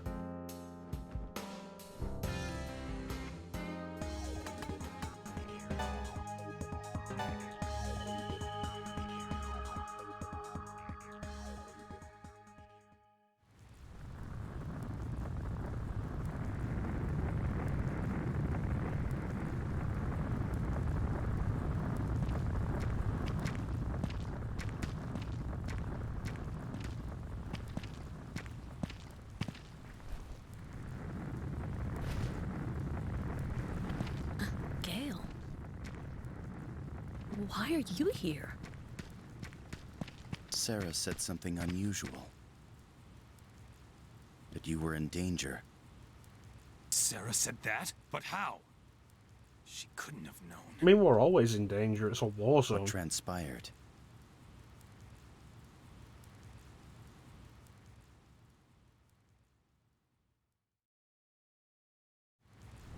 I see. We have failed. Let us devise a new plan. Plan? Plan? Plan? How can you be like that? Our comrade died. Comrade? I do not comprehend. Just ignore her. She's just pissed because her girlfriend got killed. Good work, Heat. What is pissed? Her girlfriend?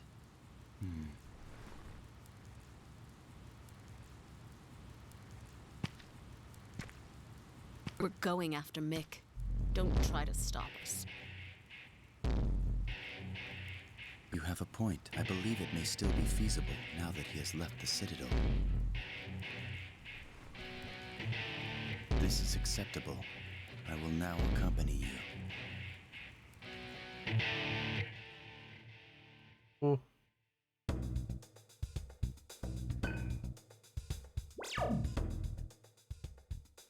Alright, so let's set Gale. Alright,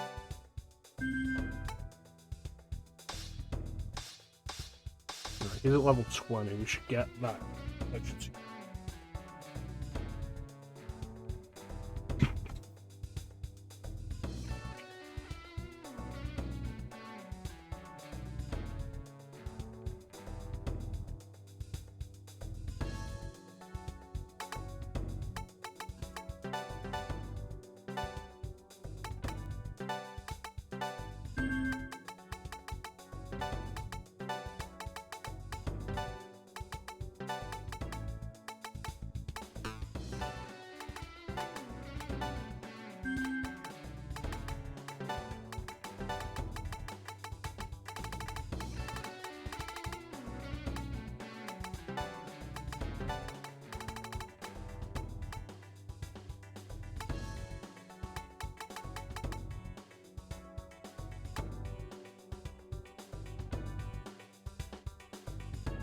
Yeah, so mutual karma is better than shared karma.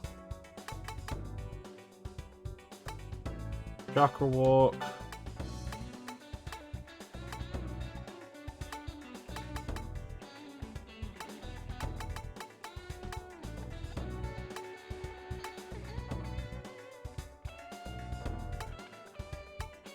AP divide's only going to be when I've got everybody working on mantras.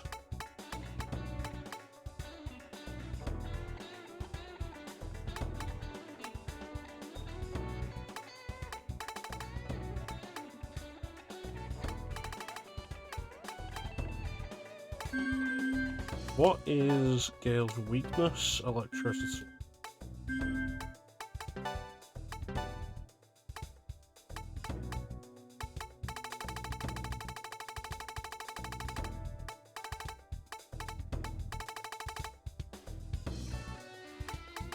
Don't have that.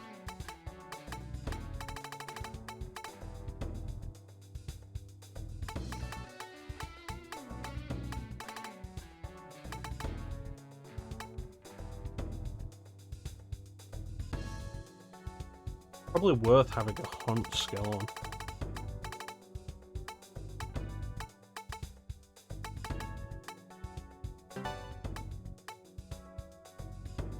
But with a hunt skill in, I want iron stomach. Put meteor armor on there for now.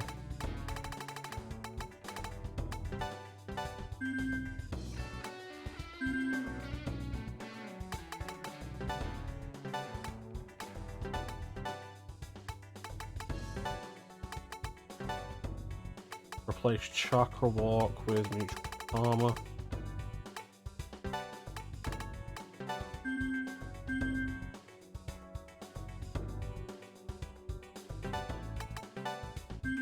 Right.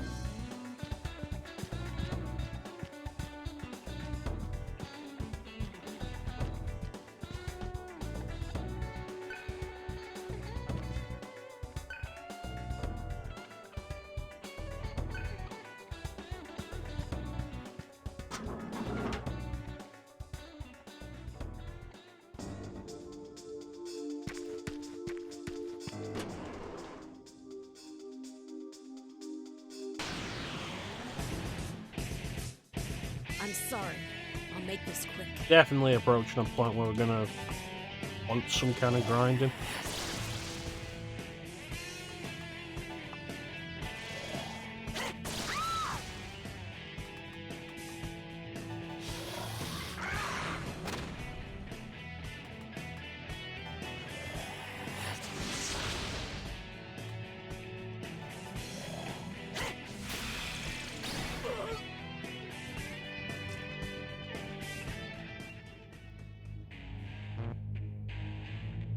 Six realms, that's one of the higher ones, isn't it?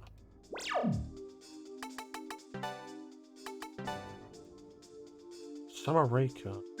Yeah, that will be.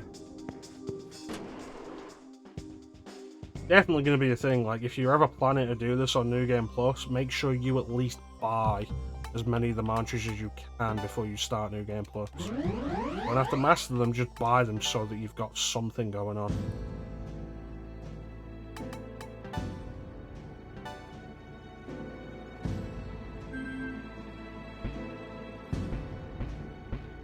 It's a lot easier to have the money for these at endgame than it is at this point.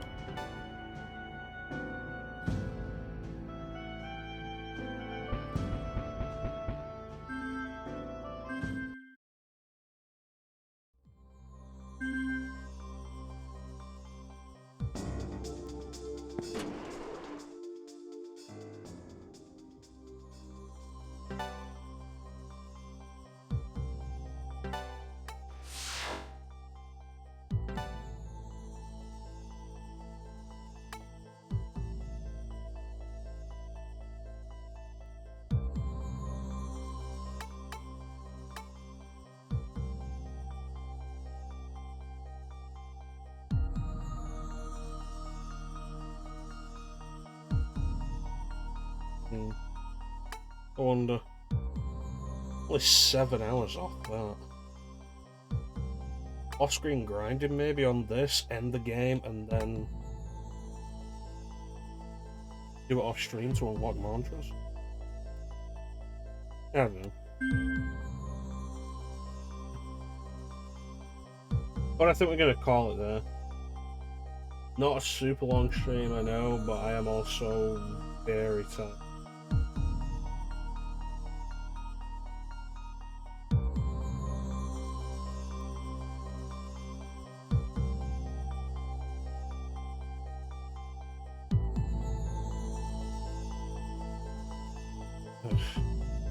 So we'll be back with streaming tomorrow.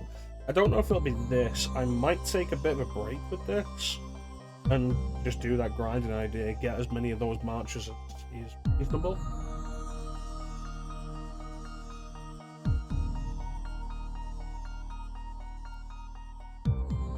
We'll see how I feel. Because I either grind off stream at my end game save and then restart new game, or we keep going and it means more grinding later on in the game. No point in grinding now, we're not getting enough before.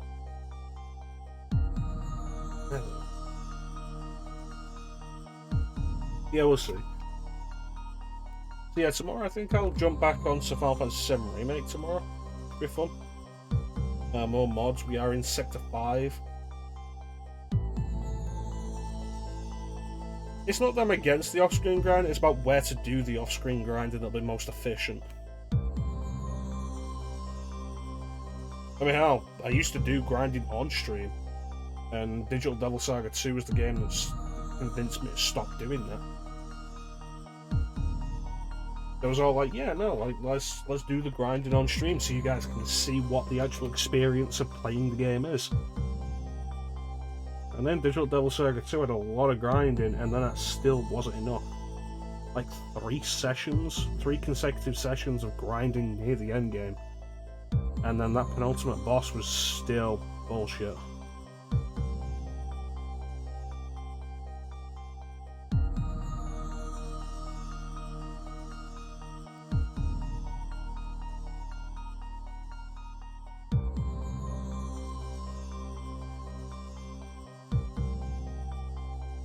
Yeah, what's the opposite problem, Tick?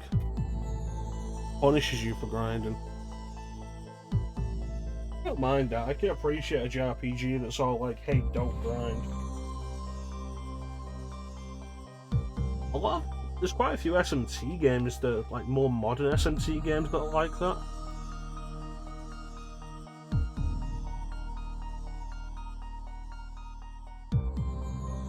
Doesn't tell you, that's fair enough. Here's one fact for you, Paper Mario.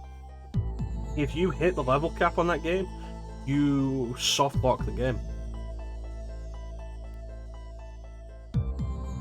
When you level up in Paper Mario, you get an option of increasing one of 3 stats. Once those stats are maxed, you can't increase them anymore.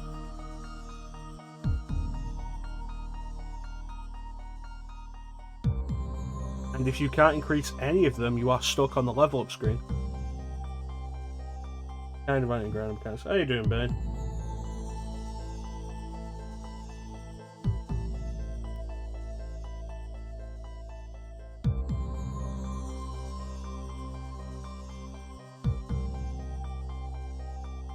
I'm gonna go longer now that Bane's here. Need a fresh drink if we are.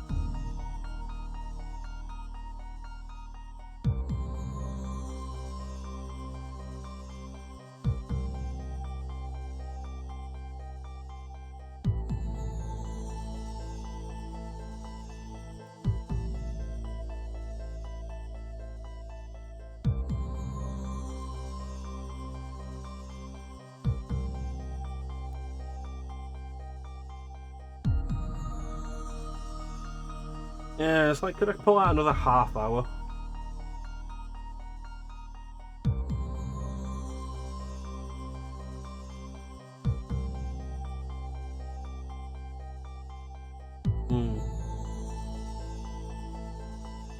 The question there becomes, how easy is it to hit the level cap?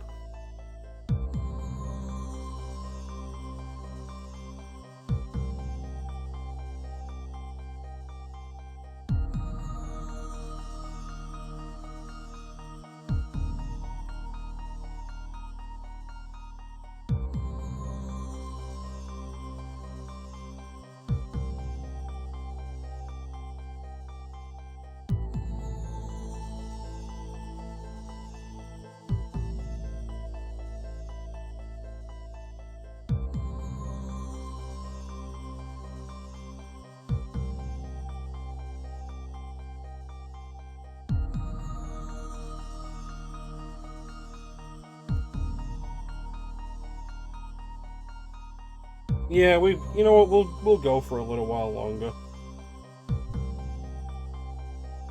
Heater on the verge for every zone now. Is that without grinding? Yeah, we'll go for a little while longer. But I'm gonna grab a fresh drink and hit the bathroom. Yeah, jeez, that's skirting the border. You should never be that close to the ceiling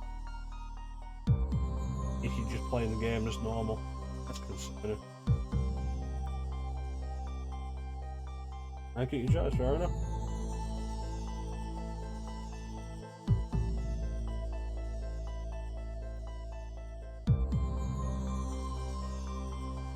Yeah, go grab a fresh drink, hit the bathroom, and then we'll do like maybe another half hour, 45 minutes of this.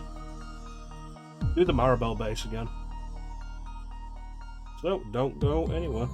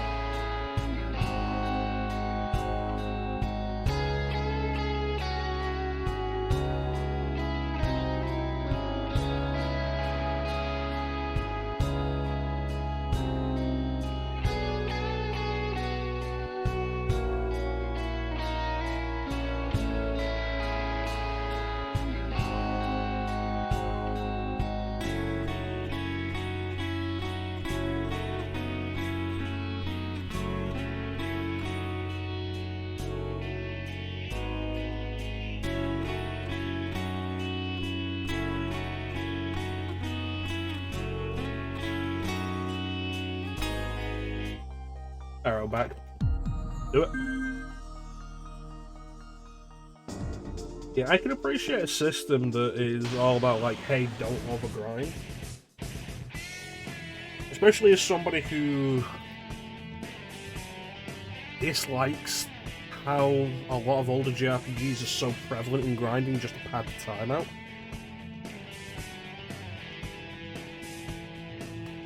I think an opposite system where it's like, no, don't grind. You're going to be comfortable. There'll be some strategy involved and challenge and everything, but you can comfortably finish the game without grinding. So we're not going to let you grind. It's like, it's a little much, but I can appreciate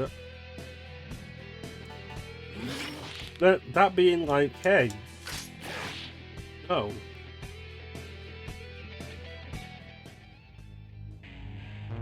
You're not allowed to do any of this.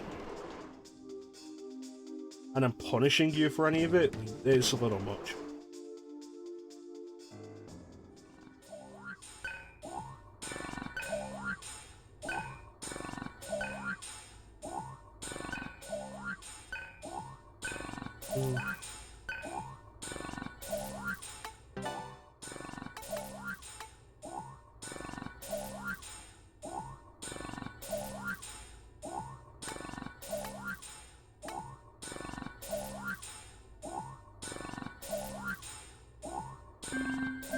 No, leave those for the minute.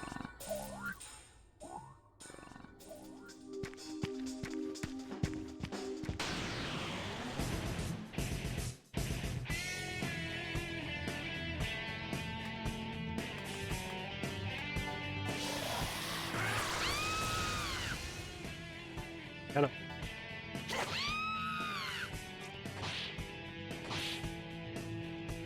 Yeah, that's right. Run away, turd. Yay, level up.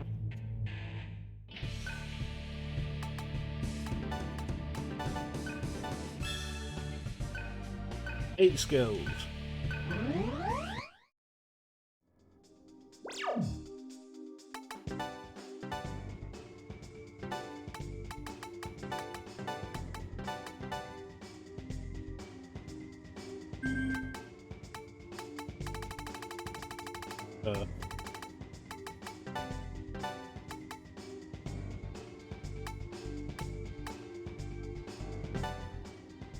Life gain field.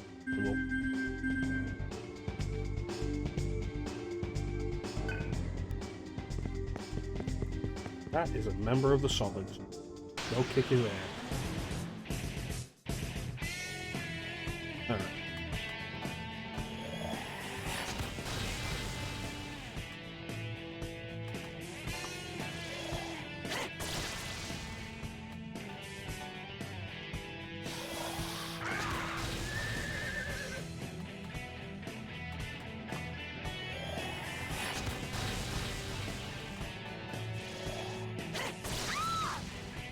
And one more for Jenny in the whip.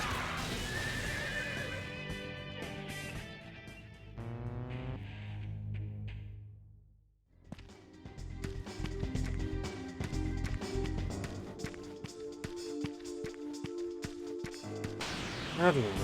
Like, Devil Survivor has anti-grinding features. I don't remember exactly what they are. It's been a long time since I've done Devil Survivor. What's that up real quick?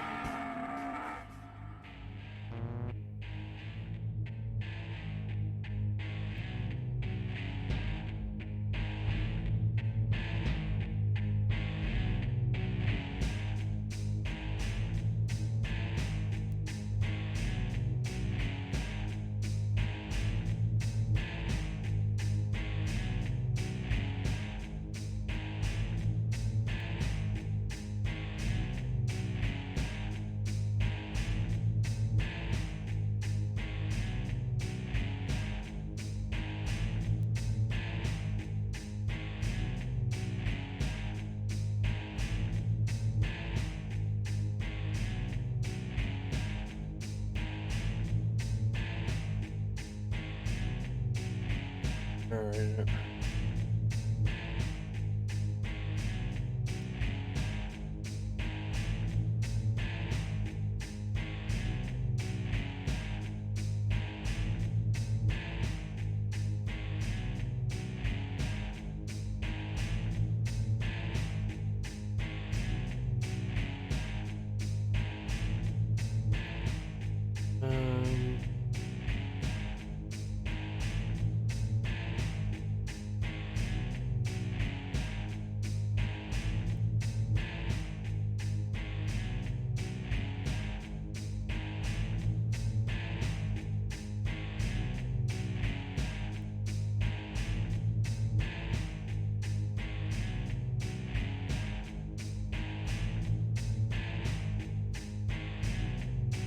Dragon Quest 7. Still gain experience points from battles. Eventually, you stop leveling up your jobs that give you new skills and abilities if the monsters are too low level relative to yours. There is one area at the end of the game that will always give you experience.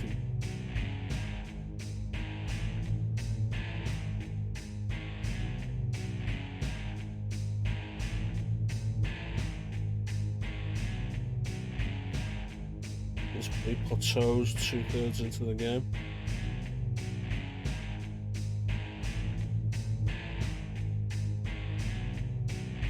You know what, that makes me more interested in playing them.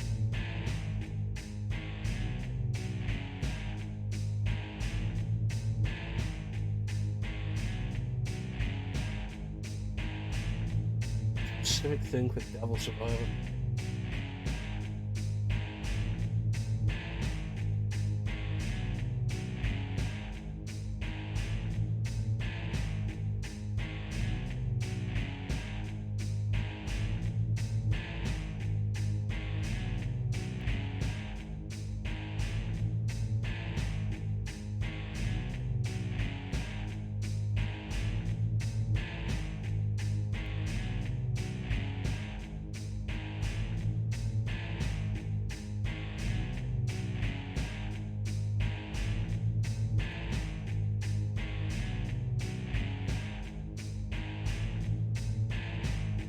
Persona 3, Persona 4,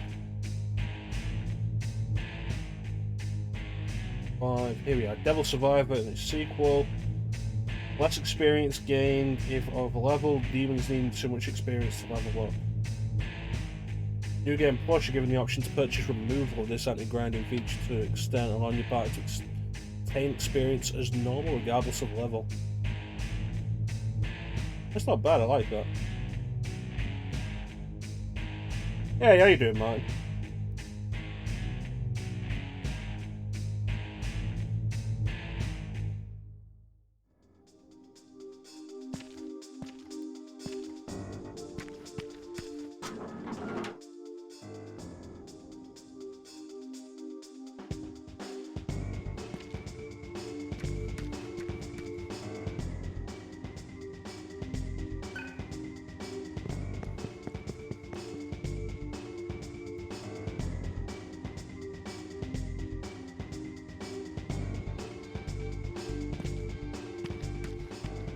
I don't even remember how the leveling system worked in Legend of Dragoon. I only did like a disc and a half and I'm not touching it again for personal reasons.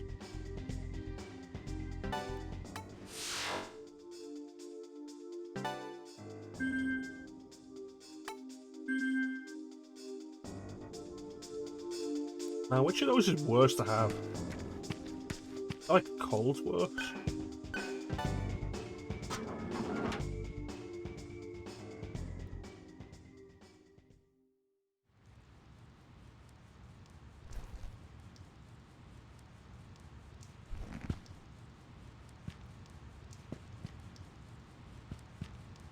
Oh no, 4 guys.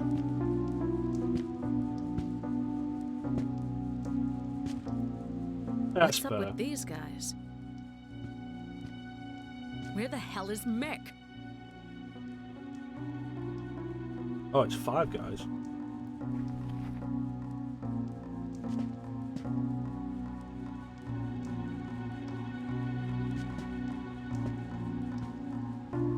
They are not attacking. This is a diversion. A diversion? What do you mean? We're outnumbered. 5-1.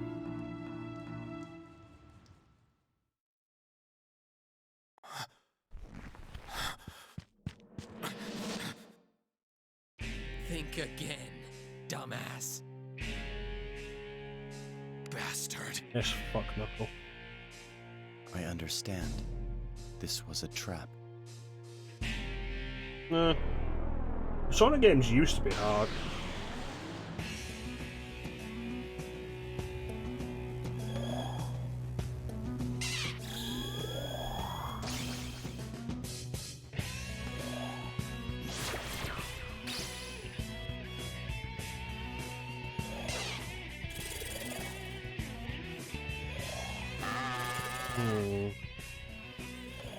This is a puzzle boss, though.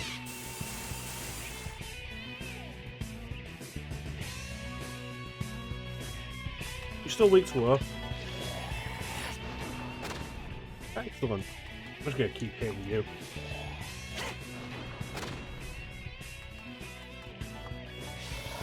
This is New Game Plus, though, so we are in a better position than we normally would be.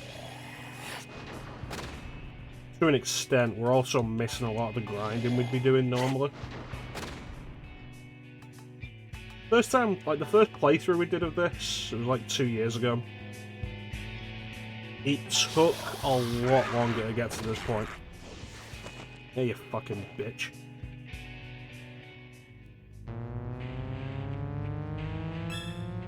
I have not done more than 2 hours of SMT5. I'm having real trouble getting into it.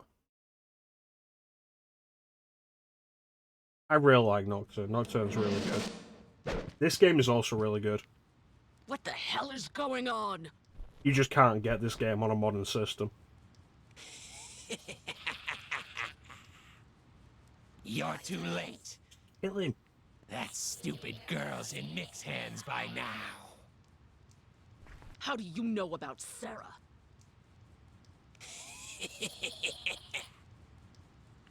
There's a girl at our base who can help you control this power. You can talk about talking breasts, but that guy has ball sacks for eyes. Please. You son of a... They are a step ahead of us, if they know that much. They are planning to neutralize us using Sarah's power. How do you know that? Don't tell me that you... It is logical. She's just a girl who can sing. How dare you drag her into this mess? You know, I'm seeing a lot about Chainsaw Man, but I don't actually know Logic what demands Chainsaw the Man's most about. efficient response to. No! It's not right!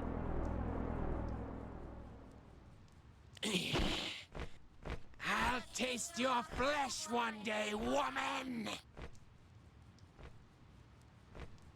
And there goes another opportunity to kill him. It may be too late, but we should return to base.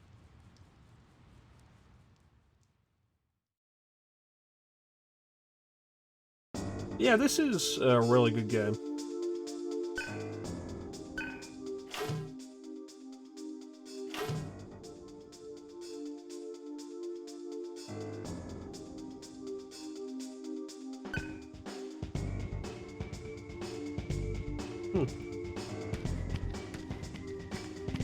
There's still red manga, I'd look into it. But I don't really.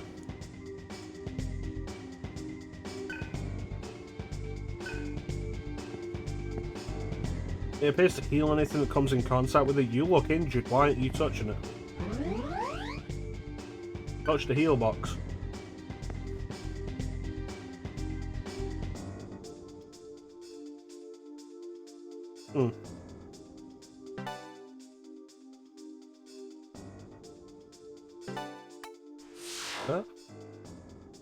There you go. So this is the save point. This is the save we had at like the end of the game, the first playthrough. So about 41 hours. Not bad for an RPG. Although, if you're gonna play this, you'll also want to play the sequel. It's a duology. Like I say, you can't get this on modern platforms, and it's a real shame.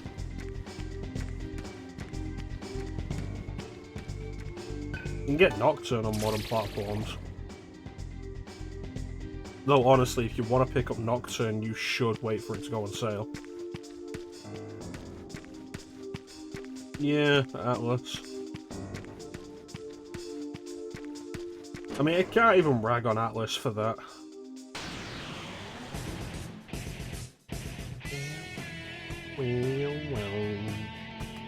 Because like other companies do the same thing. Sony is absolutely terrible about actually re-releasing their old games. And the PlayStation Plus catalog is not a good way of doing it.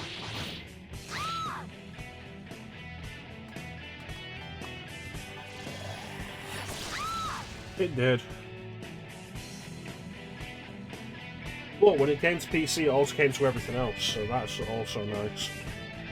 Because, like, hey, you want to play Persona 5 Royal on the go? On Switch now. Which is nice.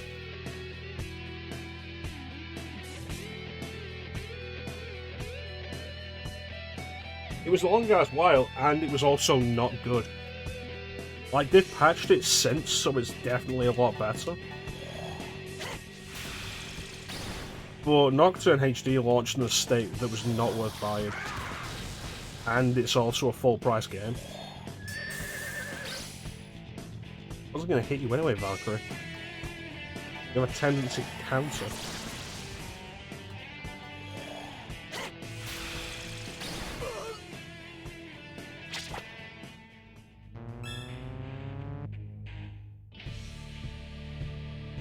We're at the point now where Nocturne HD is worth getting if you get it on sale.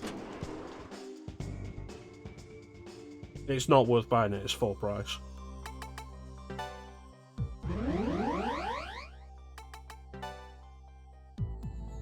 My hope is that Atlas remaster. No, do not overwrite that, I want that for later. It's my hope that Atlas at some point remasters Digital Devil Saga 1 and 2. But there's a lot of Shin Megami Tensei games I would like them to do something with.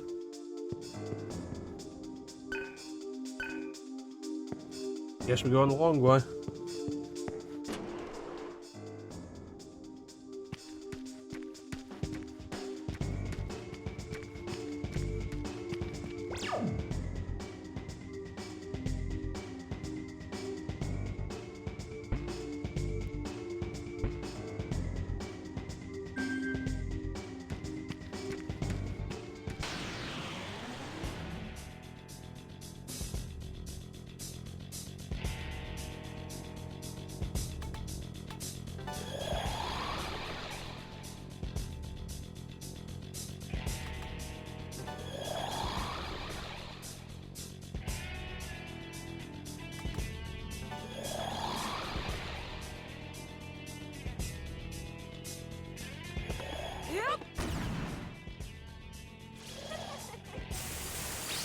Oh, you tricky bitch. So I'm punching. Yeah, Nocturne HD is a good way to get into more mainline SMT games. Maybe don't play it on the lowest difficulty though. The new bonus difficulty. The new bonus lower difficulty that was added to the HD version. There isn't so much a lower difficulty as it is just like, hey, do you not want to play the game?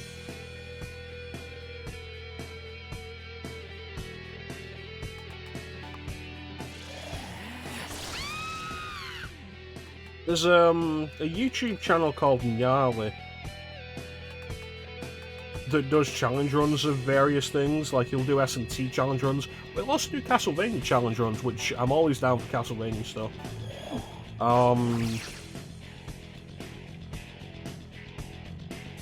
He did a challenge run idea of going through Nocturne HD on the new difficulty that was added, Merciful. Only doing mandatory fights.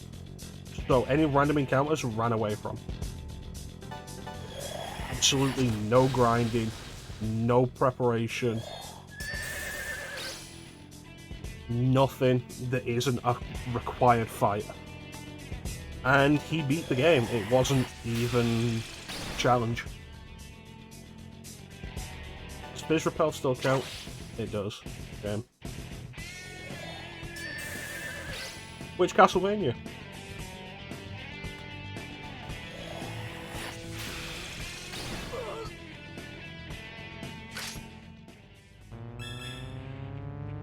I'm going through this on New Game Plus now, and I'm thinking, you know what, I would love to go through this again on, like, a new save.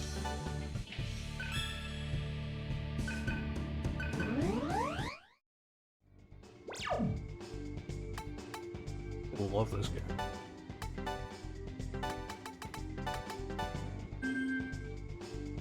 I remember Nocturne HD came out, And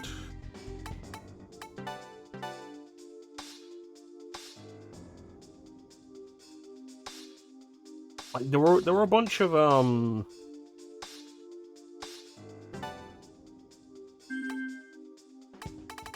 reviews that were like, yeah, it's really good. Wish it wasn't so menu heavy. And it's like, at what point did RPGs being menu driven become a bad thing? Or something that you just don't expect? I paid more than that, I think, for Castlevania Requiem. It's a good package. It's not my preferred way to play Symphony of the Night or Rondo of Blood, but it's a decent enough package. You know, I've never actually done an FF7 challenge run. I'm not into doing challenge runs myself. I play games, like when I replay games like that, I do it for comfort reasons. Like FF7 is a comfort game for me.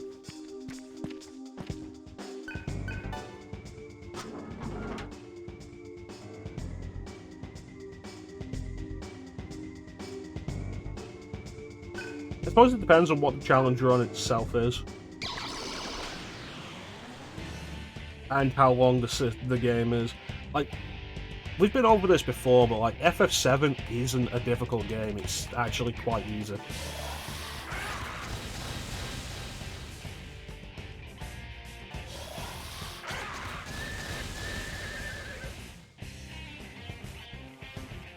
Dude, that's a crazy challenge run. Fuck off, Walker. Boom, like happy festival fireworks, yeah?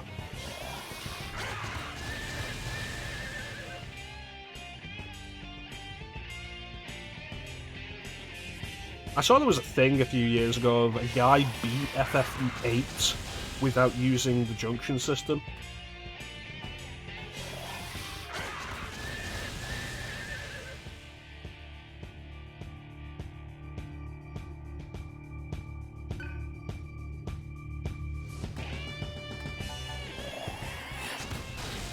And like by the end, he said by the end it was just like entirely luck based. Not using the junction system also means like you don't have access to items or anything. Is Vaughn like actually statistically the worst character in 12? That's wise.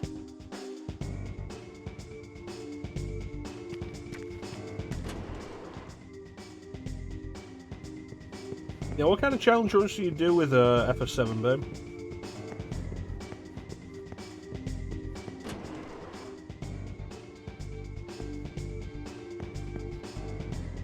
Not talking about personality-wise or design-wise, like stat-wise, how is Vaughn in 12? Because I'm not actually super experienced with 12, I've never actually beaten it.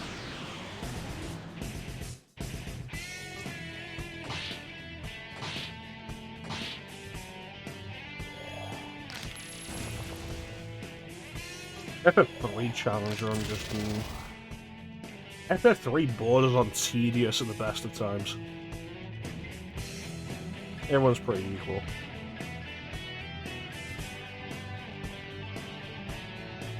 Original weapons could be interesting. No materia, maybe? You could supplement a lot of that with items. Level 1 limits. Yeah, you know, I could see how a lot of that would work. Magic's rarely ever a required thing in battles. Yeah, you could supplement a lot of that with items. I could see how that would be a reasonable thing.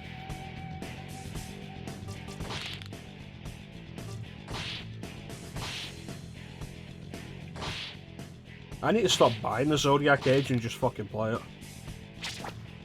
I own it like 3 times now.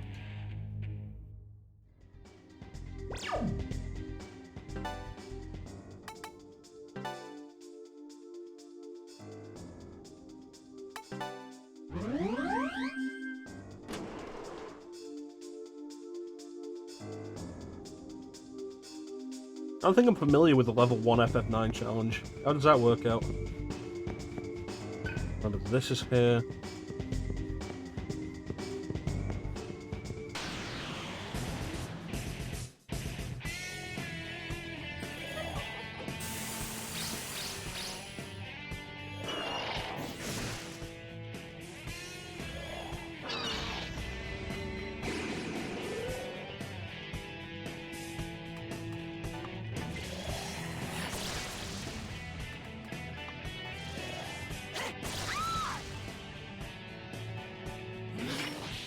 Oh, that reminds me, we do actually have a Point Redemption for the FF7 New Threat mod playthrough.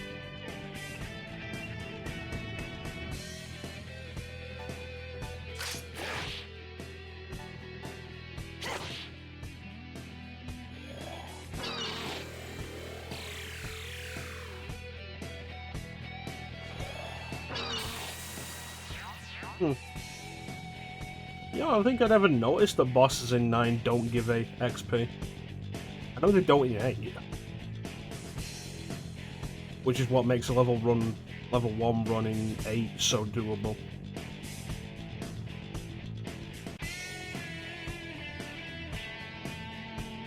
Like just a little bit of grind at the start of the game to get card for Quetzalcoatl and then only ever win battles via card.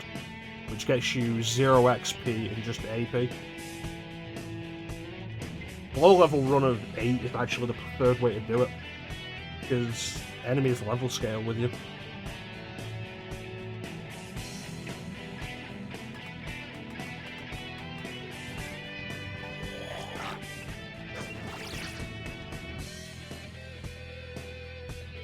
Yeah. I just cured poison.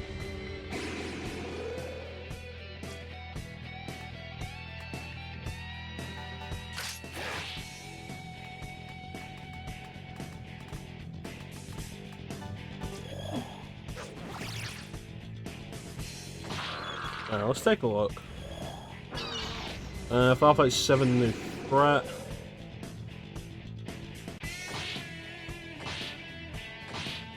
Change the schedule. That's 25,000. That might be of interest to some people.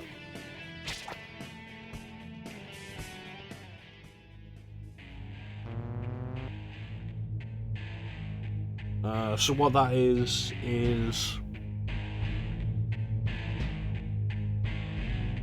you take a look at the schedule and pick a game on there you want to move to the top of the list.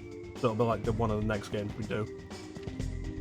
Wheel of Replays, we spin a wheel of games that I've already played for the stream and then it lands on one and we do that. Wheel of Castlevania, we spin a wheel of Castlevania games and whatever it lands on I do that. Richter Belmont is a Richter playthrough of Symphony of the Night. Pick a game, it's just like pick a game to play. Doesn't have to be on the schedule, just pick a game and commit to play. Virgil is a Virgil playthrough of Devil's May Cry 3, 4, and 5, which is why it's 100,000. The name's Chrono, Mecha-chrono is the Bond Marathon.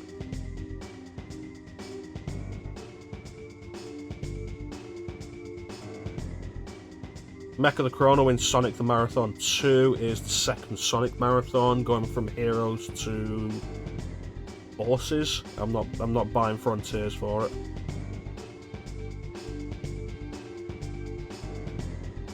History of Stylish Action is every game that I consider to be stylish action. Is like 15 to 20 games I need to actually properly codify the list. It's a marathon of those. And Shin Megami Tensei is I spend a year playing nothing but Shin Megami Tensei games. Sonic Mania is included, yes.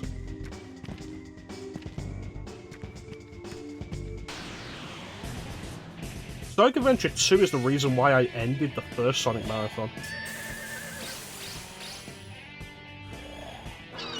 My original intention with that first Sonic Marathon was to do Heroes. And I finished Adventure 2 and I was like, I do not want to play any more Sonic.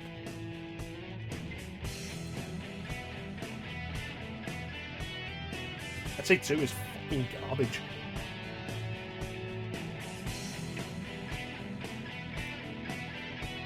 And the Bio-Lizard fight broken.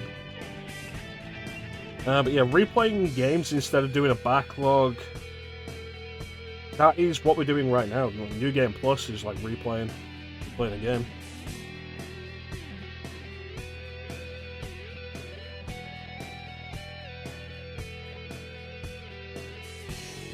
You know, in terms of gameplay mechanics, I'll give Devil May Cry 2 that it actually works.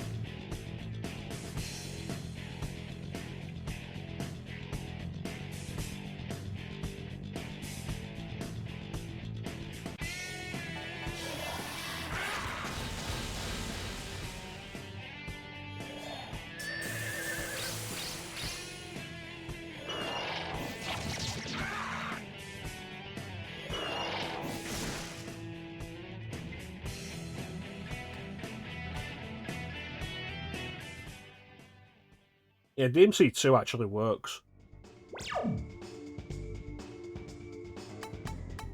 With SA2, it always feels like the game's just one step away from falling apart.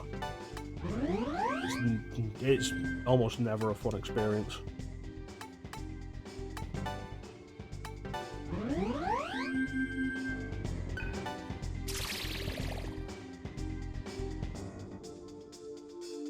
But yeah, mecha-chrono in Sonic Marathon 2, there's a proper list up on the Discord for it.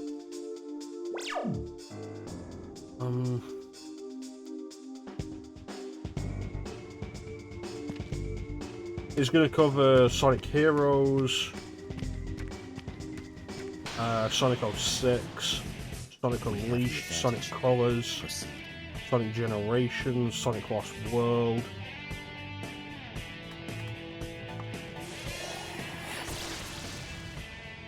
Sonic Forces. I think it was originally going to cover Sonic Boom, Rise of Lyric, but I might have removed that in favour of doing Shadow the Hedgehog.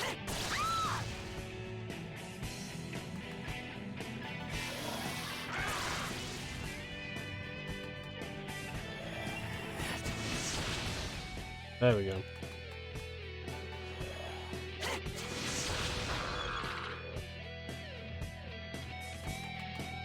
I don't know what game you're looking at, Bane, but Sonic 4 Part 1 didn't look the part. It looked terrible. I have it on Xbox and PC. I don't think I ever actually bought it on PS3. Like, Sonic 4 Part 1 did not look the part. It looked terrible. Awful graphical style.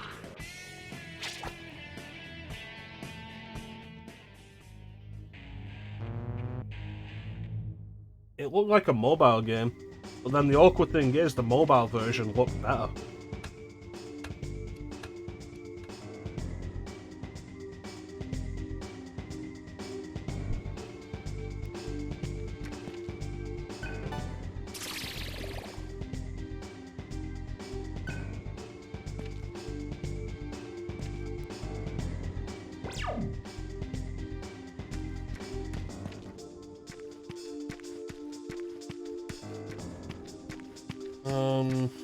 What else was there in there? Sonic Rush. Sonic Rush is in that marathon. I had Sonic Pocket Adventure in there, but I don't remember if I removed that. And that's mostly going to be about how easy it is to get a Neo Geo Pocket Color emulator running, which I imagine isn't difficult. I'll just run it through RetroArch, but it's whether or not I care enough. But yeah, the thing with the those marathons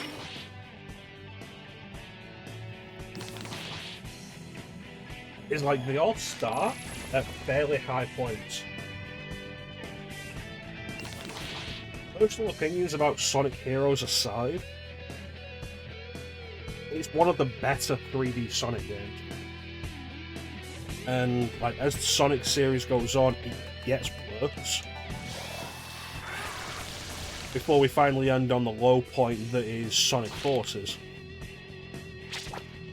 Which is why there's a few games, I think there's like 2 games we do after that, that are better games to end on. And the same's true of the Bond marathon.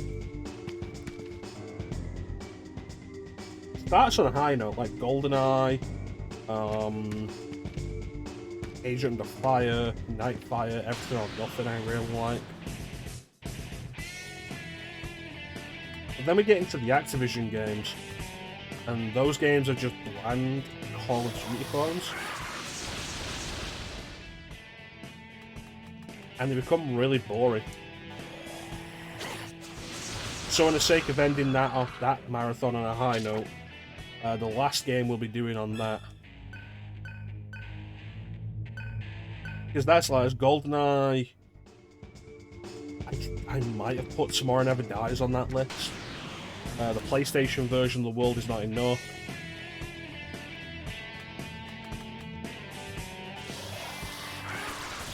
Agent of the Fire, Nightfire, Everything or Nothing, From Russia with Love, Quantum of Solace,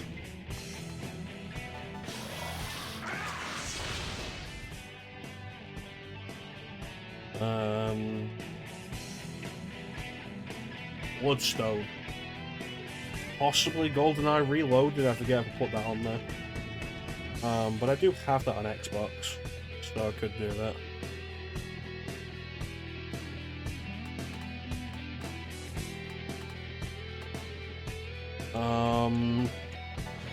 And then 007 Legends, which is the Bond game so bad that it's not been a Bond game since.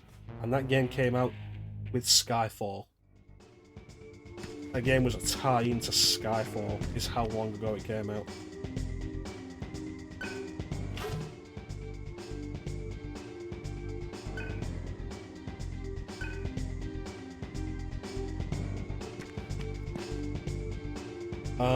So yeah, in the interest of not ending that on a down note, the last game we'll be doing in the Bond Marathon is going to be the Nintendo 64 version of The World Is Not Enough, which I've never really spent time with. I didn't grow up with it, I had the PlayStation version, but I have heard is really good.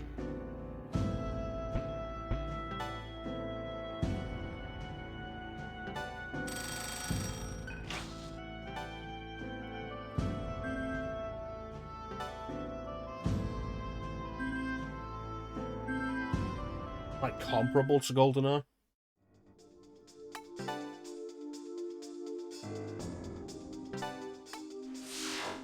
Yeah, that Shin Megami Tensei one, though, it's a nice idea. I don't expect it to ever get anywhere. And, like, let's be fair, who wants to throw down who wants to throw down 1,000,000 points on just having a year of Shin Megami Tensei games?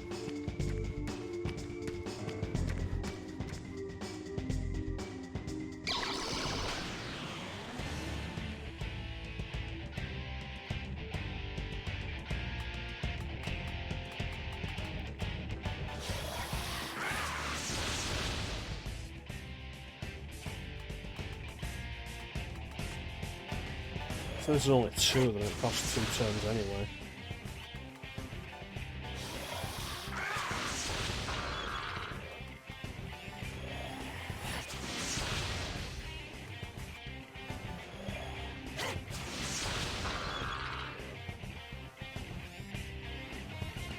Now it's worth doing.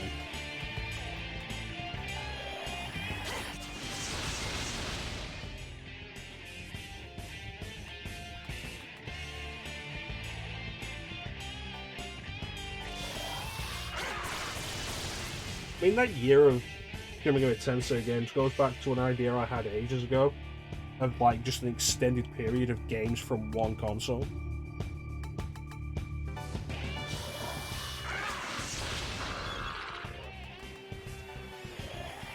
And the main thought I had with that was, like, just a year of GameCube games.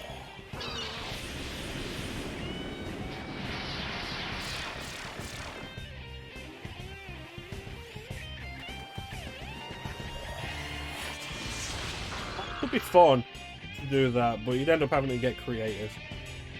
I think, like, a year of PlayStation games or a year of PS2 games wouldn't be as interesting.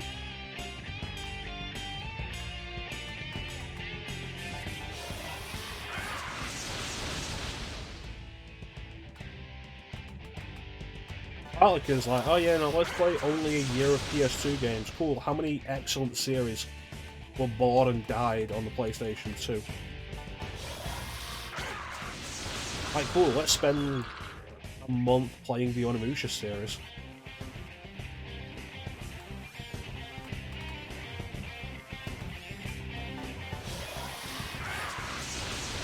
With what, a year of PS2 games?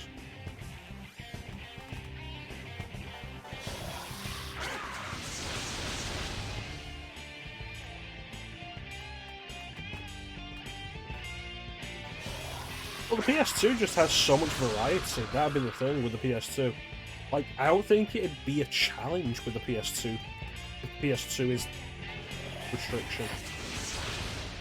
Because the PS2 has such a wide library, so much variety, and so much really good stuff. Like fantastic RPGs, it's where open world games really started to hit the stride without being too overly big.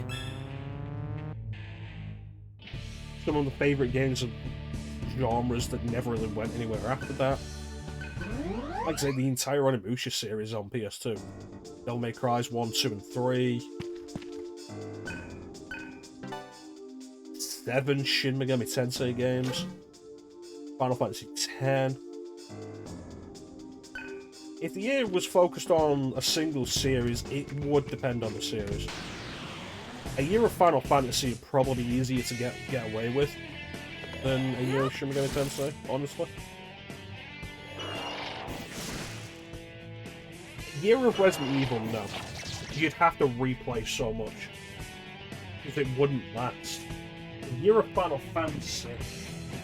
Well, bear in mind, the idea would be, like, to try and avoid replaying anything. It's like with Final Fantasy, we think Final Fantasy specifically, and it's like, you've got Final Fantasies 1 through 15, and then you've got the spin-offs. And like, of course, take out 11 and 14. That is 13 games. Then you've got the spin-offs and sequels.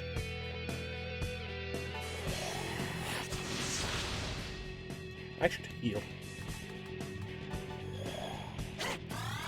So you got stuff like World of Final Fantasy, the Dissidia games, Theater Rhythm, Final Fantasy Fables, Crystal Chronicles.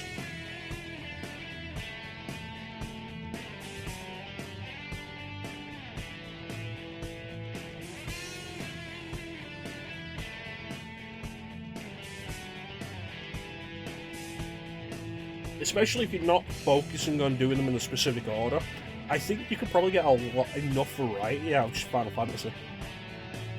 Resident Evil wouldn't.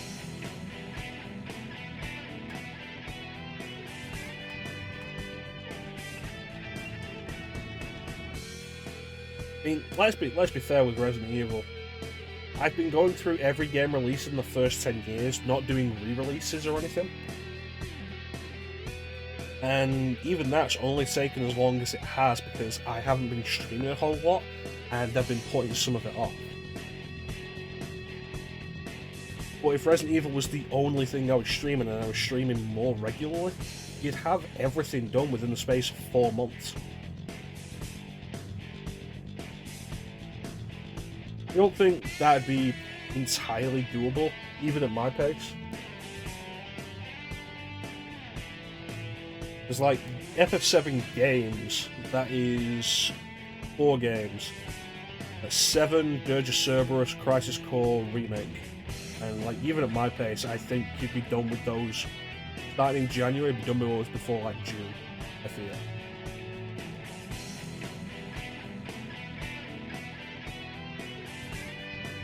What am I doing?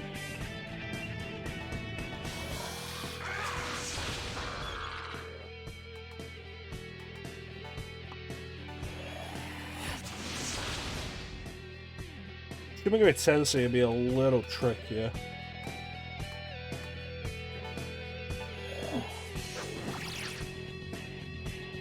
Partly because a lot of the spin-offs are so similar. Oof. That starts getting into dangerous territory though, of like what you consider to be a proper game.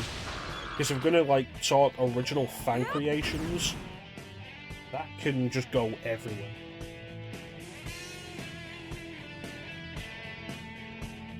You start taking on board like ROM hacks and mods and such, and like, oh yeah, no, let's do Final Fantasy VI and then do Final Fantasy VI Rose, and then Final Fantasy VI Divergent Paths.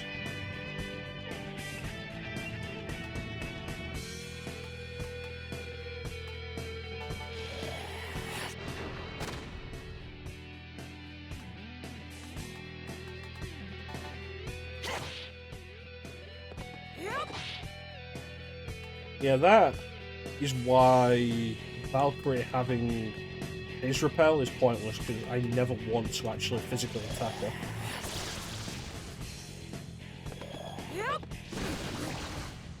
God damn it, Argilla.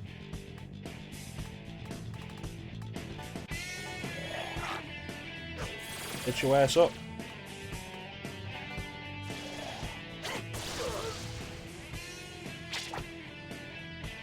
Yeah, SMT, like Final Fantasy is a good example of something you could try that with, because of how much variety there is in like the entire meta series. Shin Megami Tensei, for the most part, is very similar. Like almost every SMT game, or every game within the SMT meta series, is a dungeon crawler.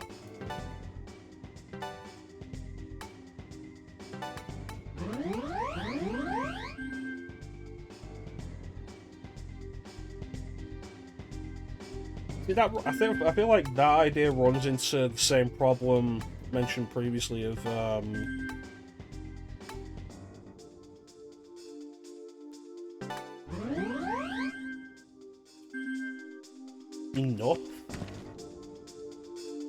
enough to fill out a year.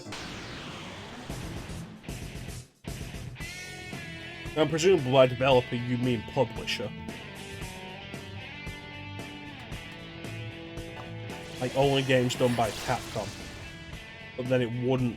Like, you'd have to, and you'd go crazy trying to figure out the games that were actually developed specifically by Capcom and weren't outsourced.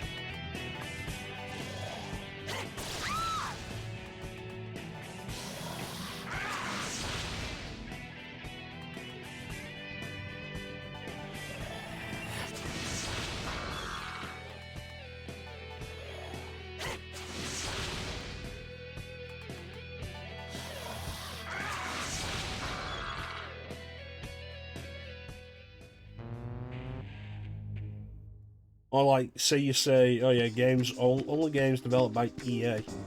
It's like, cool. What do we count as EA then? Do we count studios that they bought? Do we count games that were made before they bought them? Do we choose a specific studio that EA owns?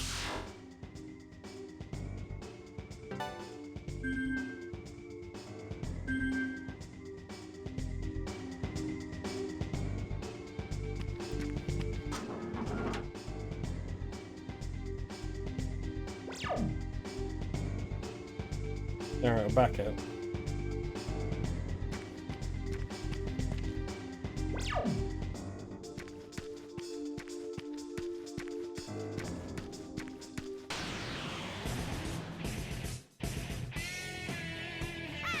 I remember hating these fuckers.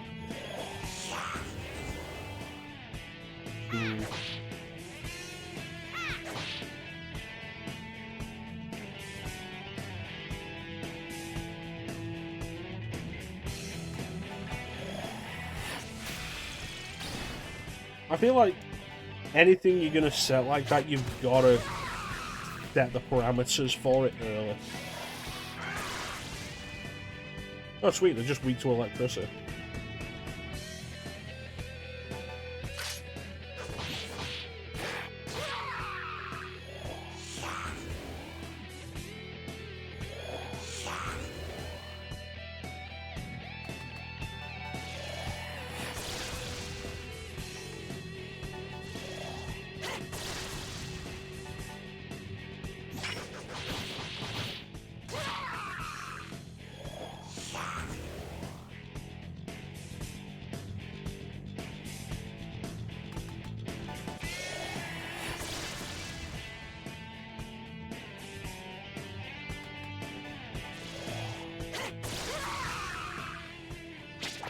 heal point up ahead.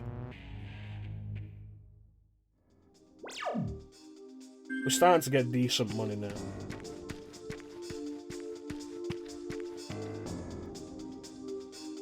We're gonna need way more. We're starting to get decent money.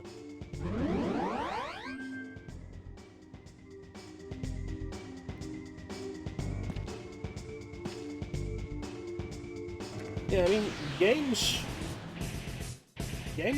like published by a specific company could be interesting. Especially if you turn around and said, like, only games published by EA. And it's like, we think of EA these days, or Activision, we think of them these days, and we think of these companies that put out these horrible yearly releases that are made to just milk money out of everybody, as much as they can. For minimal effort. And DLC and microtransactions, yada yada. But then you get creative with it, and you go back to the days when they couldn't do that, and when they were actually the top publishers for a reason.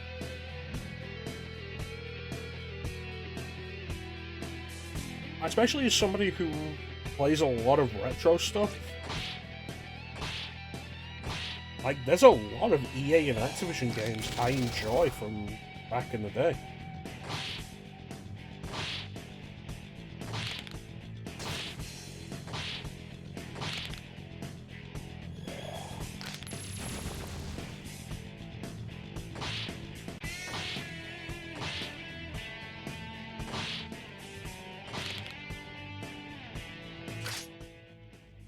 That's when you get creative.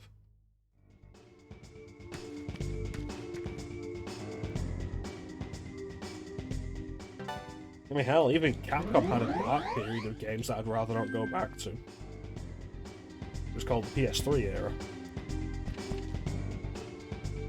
Not entirely fair though, like, a lot of Japanese companies had a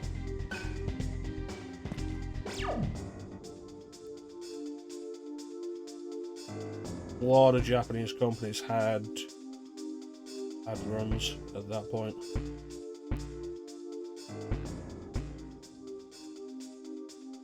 Right.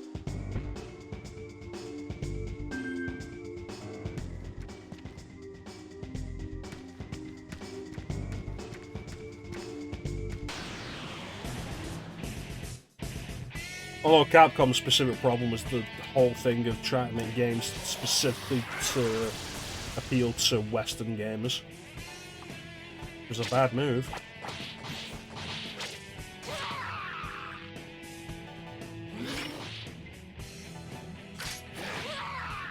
How many games from that era would you like to see return?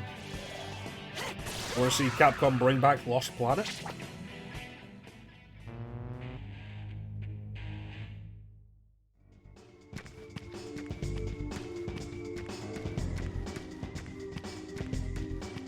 Wish Capcom would bring back some of their older IPs dead. Do something with them. I'm forever saying, like, bringing Darkstalkers back would be great. Because it would be, it'd be great.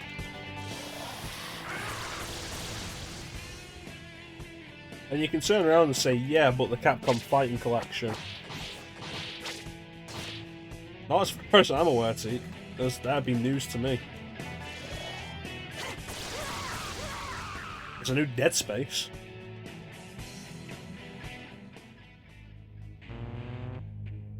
Like, you can turn around and say, yeah, but the Capcom Fighting Collection, which, let's be fair, should have just been called the Darkstalkers Collection.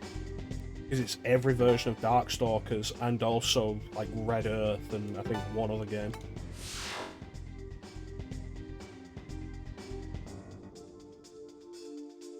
What is that, like? Night Warriors, it's like Darkstalkers, Night Warriors, Vampire Savior 2, and Darkstalkers 3, I think.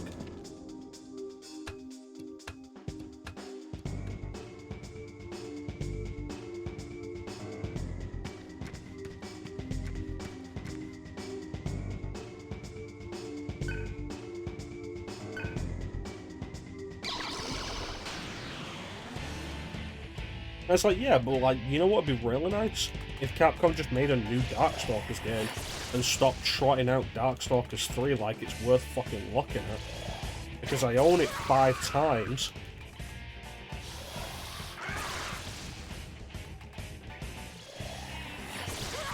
That's not true. I own Darkstalkers 3-4 times.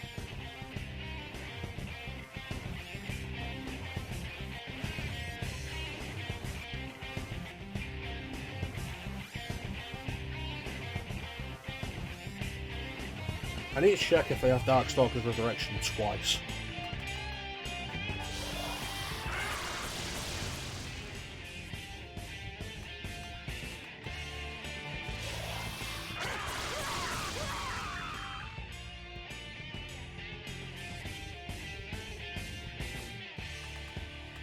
Like, there's always games that would be really nice to see these publishers bring back. And I'm always talking about them. It's like, yeah, more Onimusha would be great. Don't even need a new Onimusha, just make the old ones playable on a modern system. Beautiful Joe.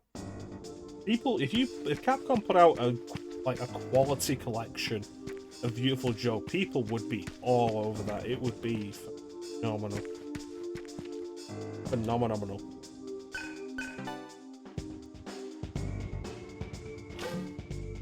Phenomenal. Phenomenal.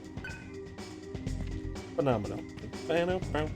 Phenomenal. Phenomenal.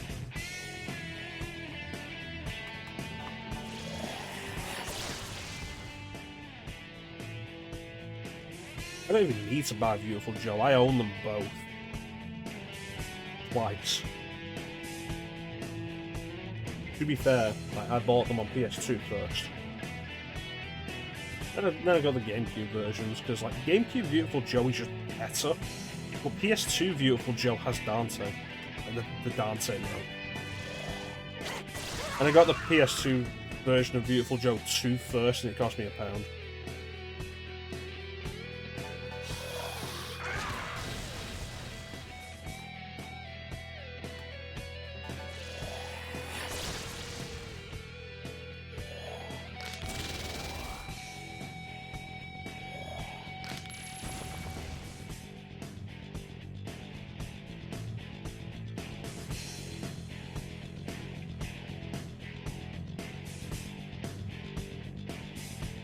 So here's an idea for you. A year of games published by LucasArts. Or developed, or a year of games that have LucasArts involved in the creation of them some way. Stop doing Fire. I need to stop doing Fire.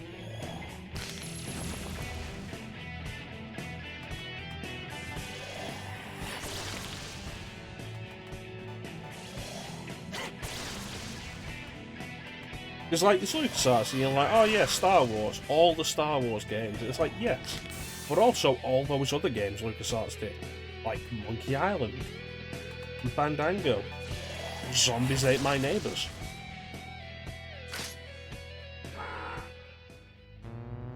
Indiana Jones.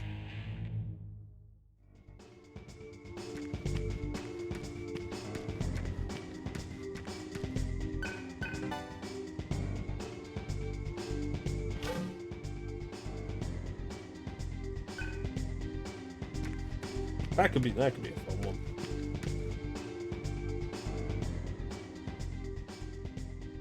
Just like really have to dig deep into the classic LucasArts adventure game library.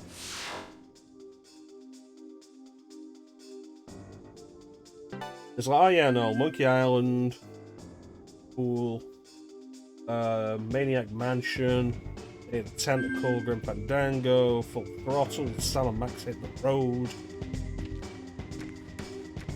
And then, like, you really start digging back and you do stuff like Lube and The Dig and Zack McCracken and the Alien Mindbenders.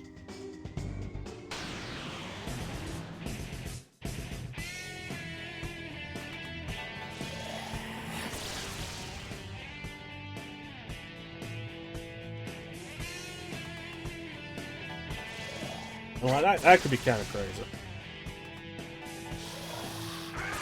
Crazy fun.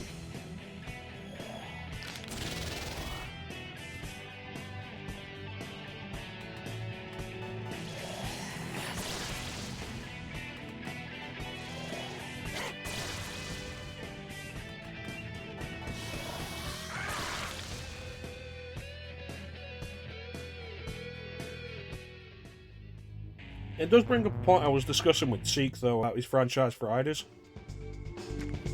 Like, with smaller series, or like developers who have done less games. And it's like, we talk about adventure games, it's like, yeah, LucasArts, absolutely up there, peak of the adventure game genre. You know what else is up there? Revolution. How many games have they made in their 30-plus year history? Like 7.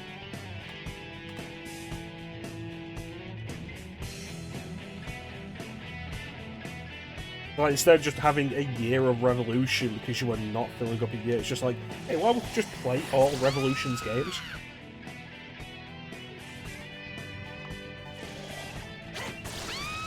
Maybe even in chronological order. Like release date, release order. Start off with Lure Temptress. Move on to Beneath the Steel Sky.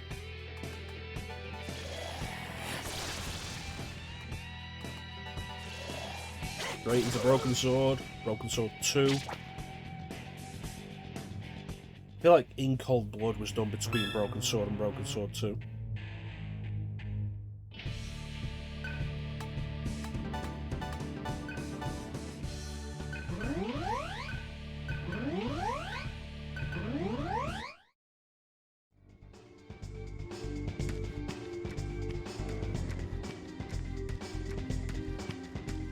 I don't know,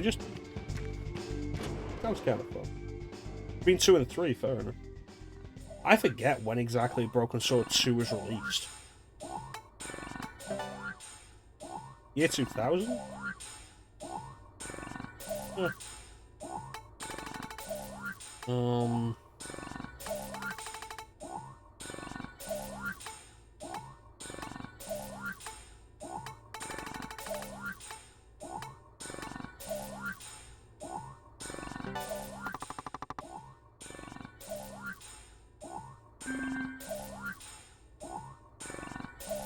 It's a long time to, like, between games on the PS1. That's surprising.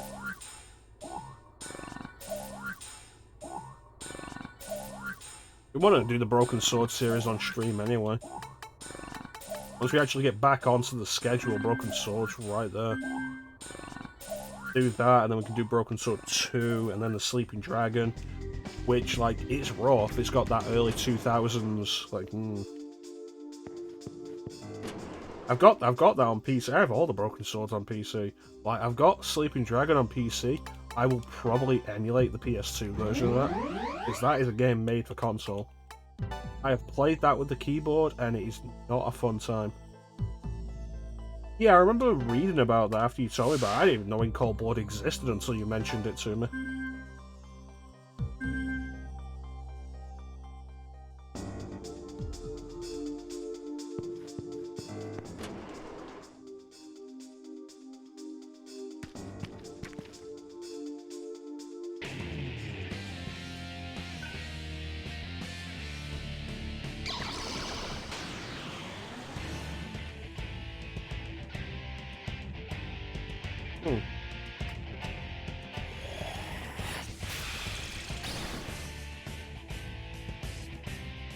Excellent.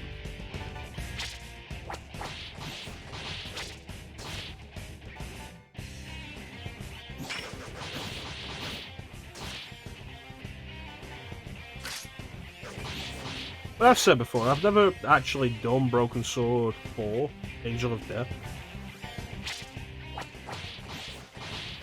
Which is pretty much entirely because it was a PC only release. The only Broken Sword game that was only on PC. And I played like 10 minutes of Serpent's Curse. I should really give that more time. But we're at the point now where it's like, am I going to stream it? And if I do, should I stream it blind?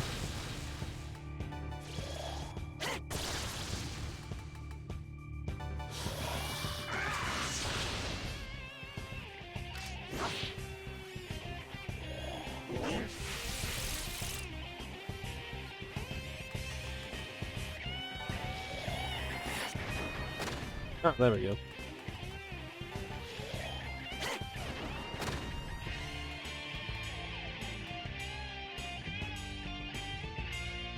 I had that when I was a kid.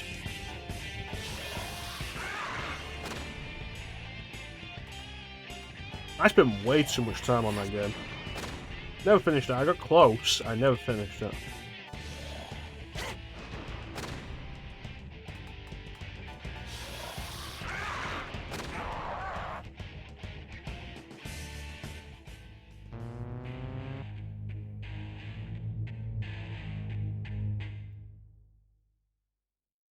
Gotta buy that chicken from the sell, like the vendor at the start of the game. And then you have to sell it back to him and he gives you a quarter of what you paid for it.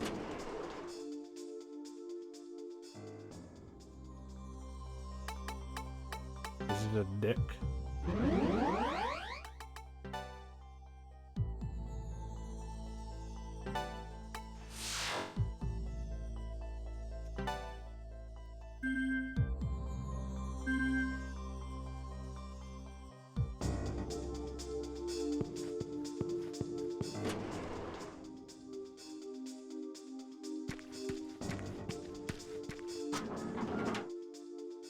We developed Road to El Dorado.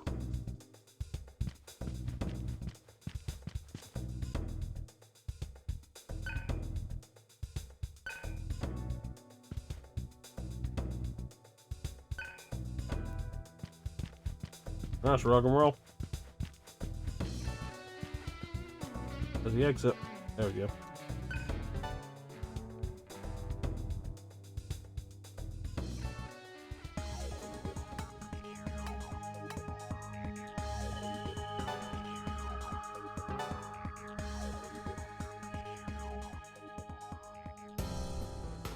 I'm not happy about that revelation.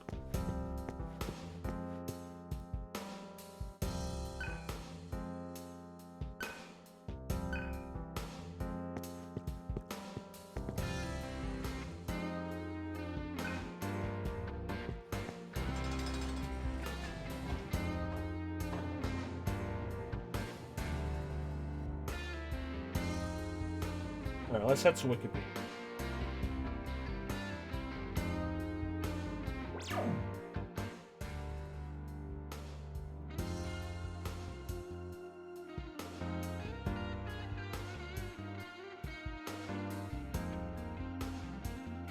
Anyway, Revolution Software.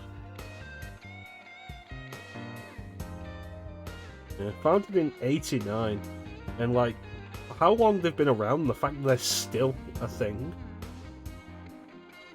Like, it's amazing how few games they've actually put out. Oh, they did Road to El Dorado. I remember hearing that it didn't review well. The Amiga port of King's Quest VI.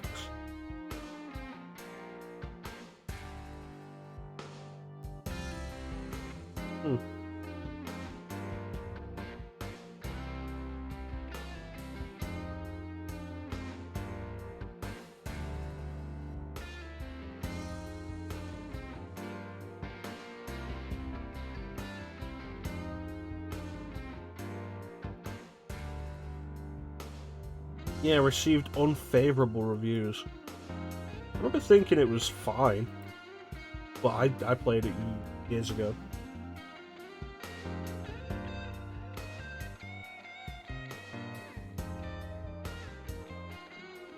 What, Road to El Dorado? Honestly, I remember enjoying it as a kid, but I've not played it since. And it would have been like maybe my 4th adventure game. I would not have had like much experience with adventure games. It would have been Broken Sword 2, and like Curse of Monkey Island.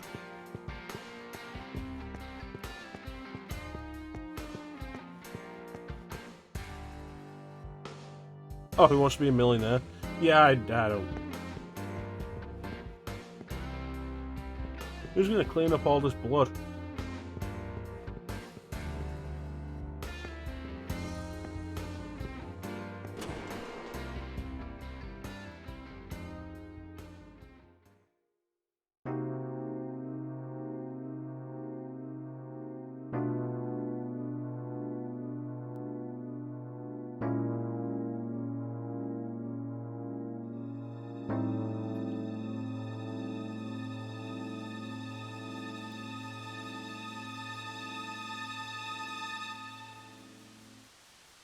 Why the hell couldn't you protect one girl?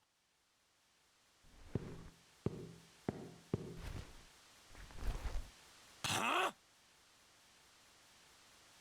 I'm sorry. As I remember playing it and enjoying it, but it was a long time ago. Why are you so concerned with Sarah? Why are you so angry at Cielo for You not do not protecting know, do you? Sarah alone against the solids? I'll kill you. That's enough!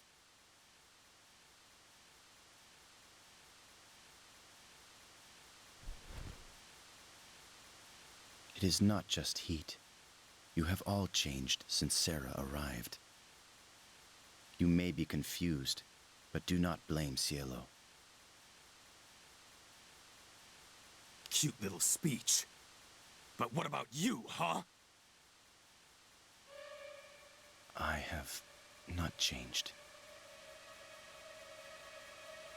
I am myself. The solution lies in Sarah's lost memories.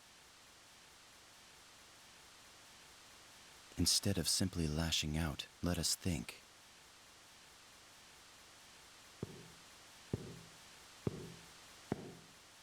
Where is Sarah? They allowed you to live in order to give us that information. Where is she? I definitely don't want to do The the castle northern today. ruins at coordinate 136. Heat! He cannot succeed alone. We should follow. I want to come along too. So I've been paying very close attention to Cielo's I voice, gotta redeem myself for all this. and up until this point, you would You not should rest. realise that he has an accent. You won't be much help if you're hurt.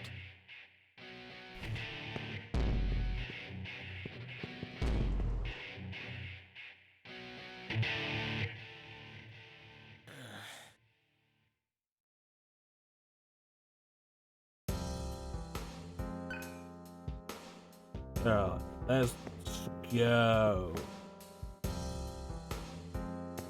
I need somebody to clean all this blood by the time I get back. Yeah, I definitely don't want to start the castle today. That's this a lot. A lot of dungeon.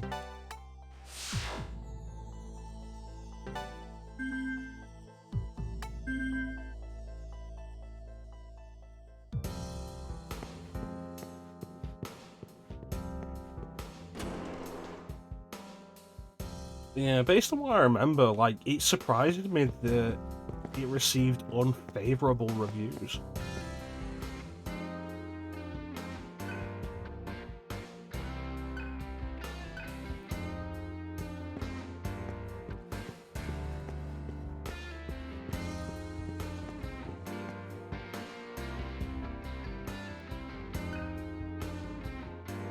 I'm thinking back on it and, like, uninspired maybe, but it seemed competent. But I'm trying to analyze, like, vague memories from, like, over 20 years ago.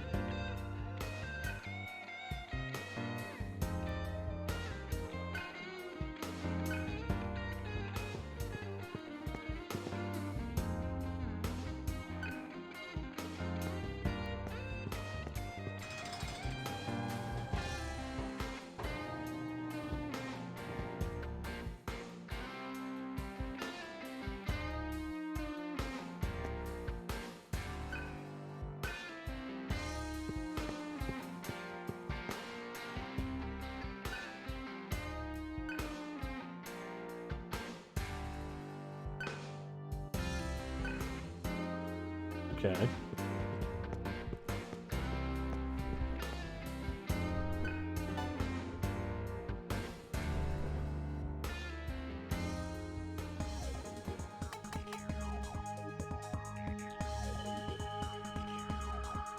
Long forgotten room.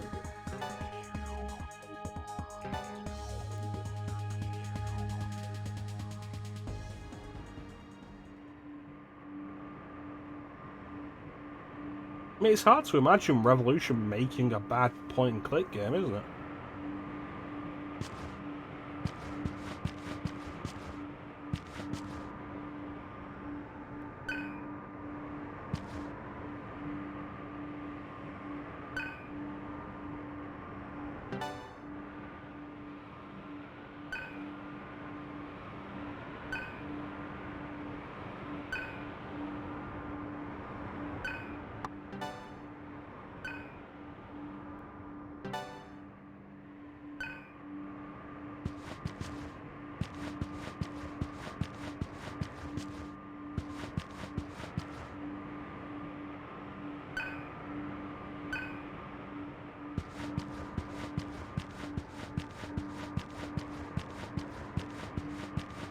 Alright, so there is a save point, like, right in the player.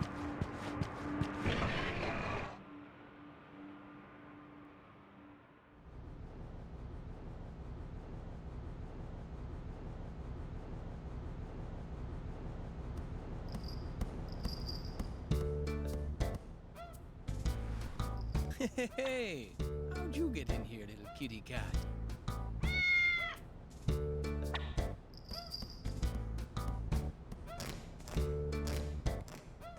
Sorry, my little friend.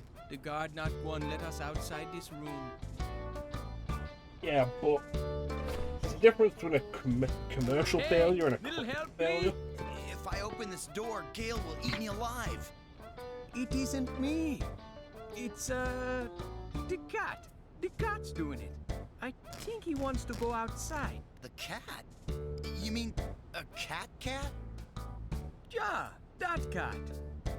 Oh, he's so cute. Come on, let him out.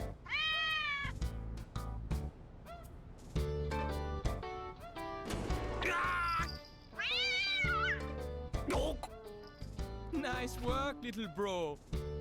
That was a dick move, Schrodinger. Hey, where are you going?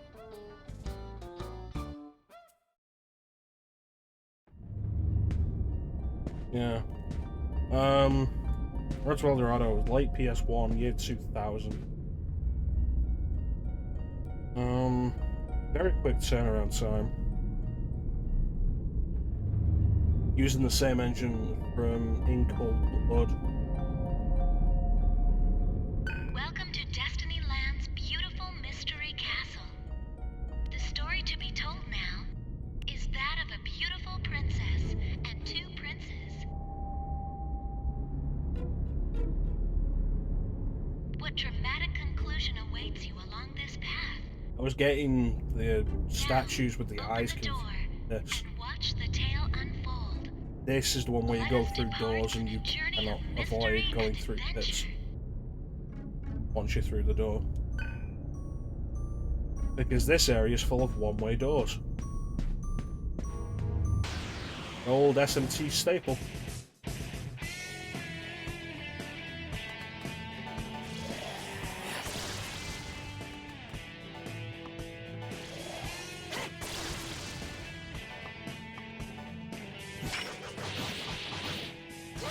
Like Former's weak to fire.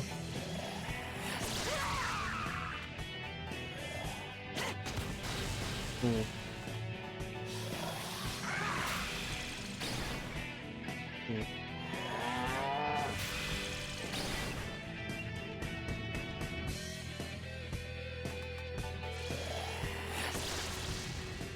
I can just hit you all. That's the same noise the pig cops make in Duke Nukem and Kill.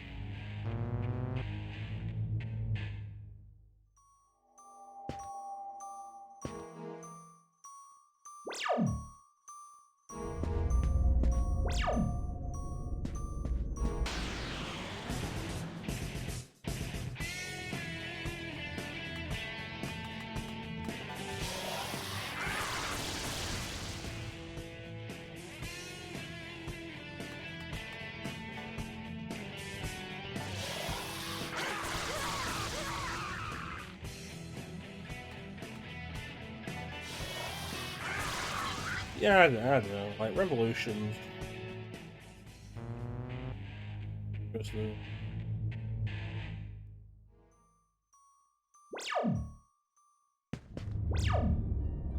Still never actually played Beneath the Steel Sky.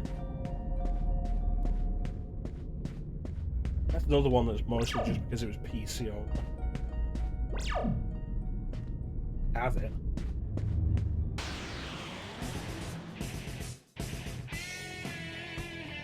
Had it for a while, like it's fully playable on Scum VM. It's like if you want to play old point and click games, Scum VM is absolutely the way to do it.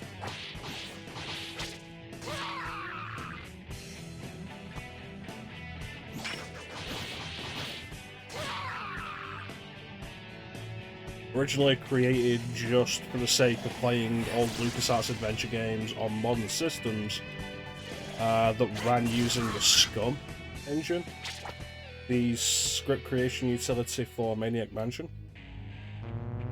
That's stuff like original Maniac Mansion, The Secret Monkey Island, so on and so forth. But over the years, it has massively expanded. It covers so much.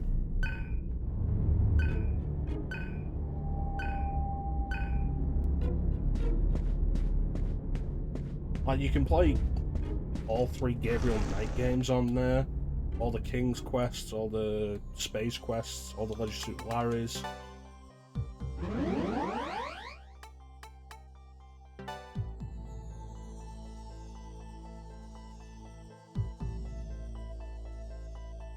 Amiga.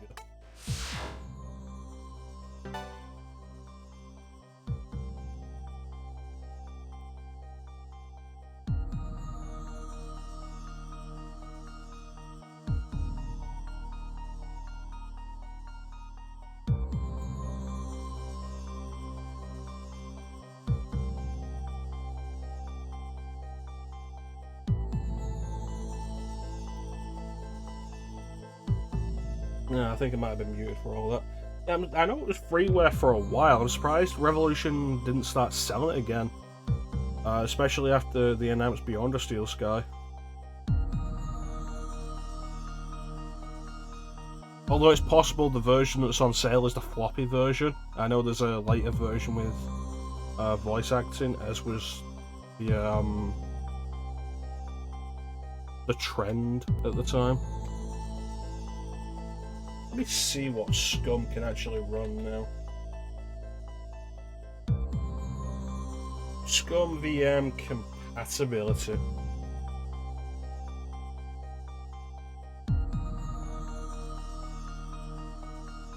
This is 2004, goddamn.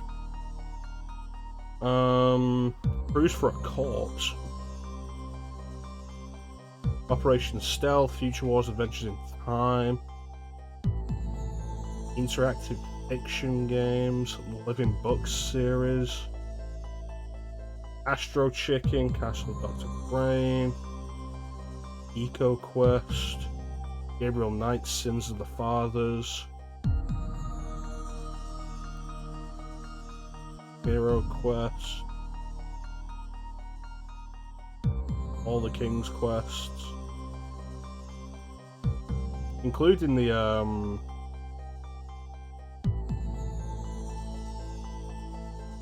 remake. Leisure Suit Larry, all the Leisure Suit Larrys including the remake. Manhunter, Phantasmagoria and Phantasmagoria 2. It's like, hey, you wanna have a weird Halloween idea? Phantasmagoria 2. Puzzle of Flesh. Come on, see, you can't be very surprised if you've never heard of Phantasmagoria.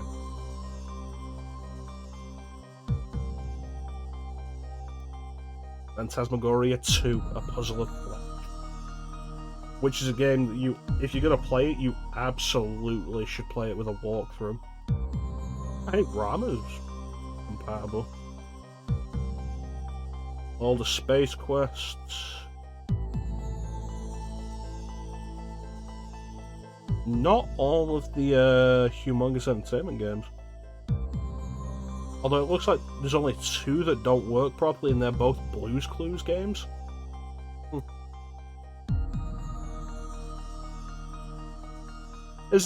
I feel like you should have at least heard of Phantasmagoria 1. It's one of those infamous games, like infamous for its level of violence. Not overly interested, honestly.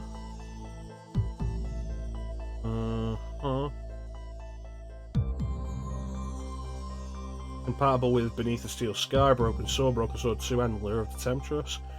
Oh, yeah, that's right. It's now compatible with Blade Runner. Which I need to see about grabbing. I heard the Blade Runner remaster was actually like an absolute mess. I think the developers just recommend playing the original game on some VM now. And I think you can actually get it on GOG, like you can actually buy it on GOG. Original game. Ring World, 7th Guest, 11th Hour.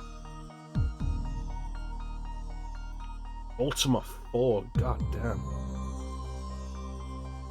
Elvira, Mistress of the Dark. That's not a game I want to play.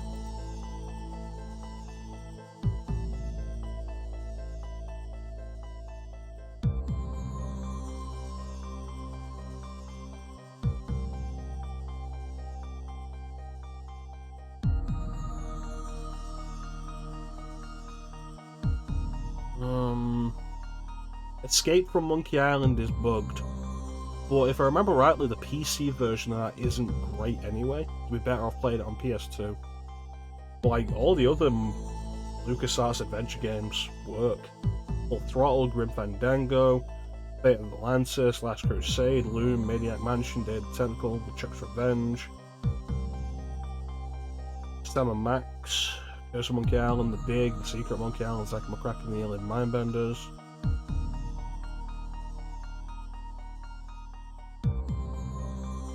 I Have No Mouth and I Must Scream. That's an interesting game. That could be worth doing, actually. Definitely with a guide, though. That game will fuck you over and it will not tell you for like 3 hours.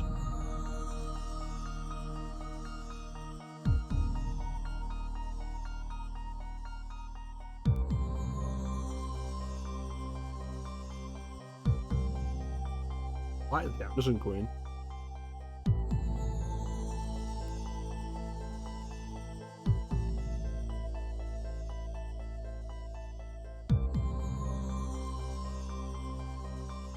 Like a lot of these that you can buy on Big Adventure. A lot of these that you can buy on GOG, like they use ScumVM as a front end for it. Sanitarium. I actually own that somewhere. I'll have to check where I own it. Might be on GOG, but I feel like it's on Steam. Toonstruck. That adventure game that has Christopher Lloyd in it.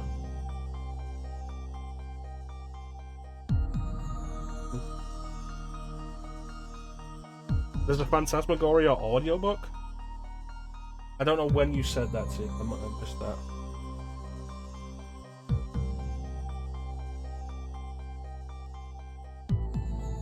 Yeah, ScumVM is great. Like, it's just a wonderfully versatile and oh, I have no fun with script. It isn't pleasant. The actual short story is not a pleasant experience. But again, neither is the game.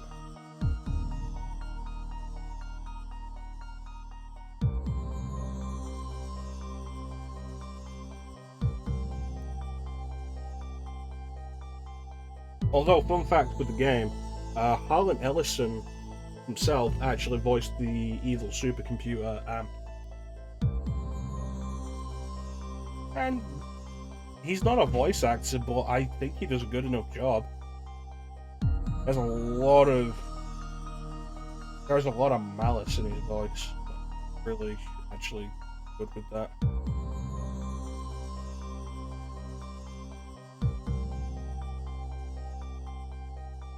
yeah, like if you're ever after looking into playing any point-and-click game, Scum VM, check it out.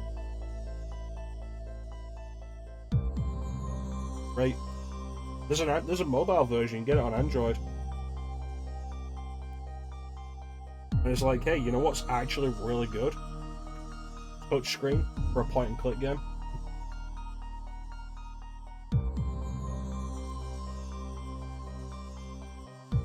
You can set it to either be like a mouse cursor where you tap, or use the screen as like a trackpad, like a mousepad thing. I prefer the second option because a lot of these old games, like you play Broken Sword and the cursor will change to a different icon if it's over something that you can use, you can look at, whatever. And if you've got it set to where you tap, you can't see that. I think that's a cool thing, I'll be able to do that.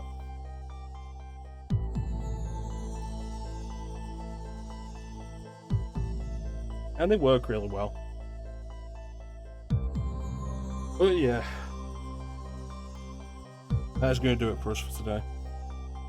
I want to thank everybody for joining us. I always really appreciate the support. A big special thank you to everybody in chat. Chat is always the best part of the stream. So much for joining me, guys.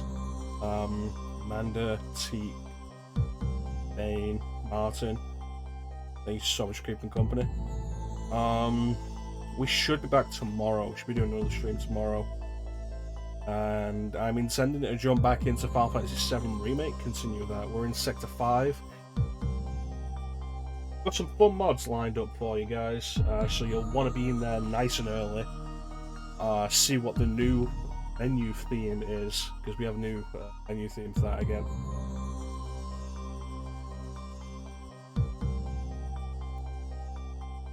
Yeah, and like see what else we've got going on. Sector 5, with any luck we'll get into Sector 6, and I don't know, depending on like what time I start, it's possible we'll be able to get through War Market. I forget exactly how long that is. I remember it taking...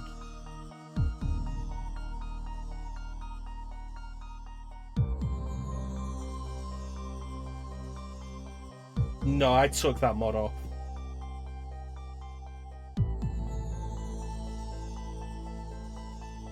For the most part, I'm trying to have, like, mods only appear once. Walmart takes a long Walmart. Yeah, I'm trying to have, like, mods only appear once. Unless there's nothing that will conflict with them. So, like, we've got the fusion sword from Advent Children. There's not really a good alternative to that. We've got that over the Iron Blade. There's not really anything worth replacing it with. And I do have other weapon mods, but they're over other swords. I think that goes over the Buster Sword, and I've got a... Alright, so we've had the Kingdom Hearts Buster Sword so far, and you've only really seen it in the first stream because we had the Iron Blade since. Because we only had the Kingdom Hearts costume in the first game, in the first session. I've taken that mod off. We now have a different mod for the Buster Sword. So we can't use the Tifa Sword mod because I'm pretty sure that goes over the Buster Sword. But I think you'll like the mod that we've got to go over the Buster Sword right now.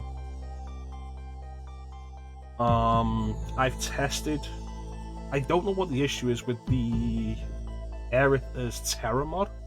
I don't know what the issue with that is. I did a bunch of testing, could not get it to work. So I've replaced it with other mods. The mod that I've got it replaced with does work. I've tested it, I've checked it. It's all good. So we'll be able to see like new Aerith.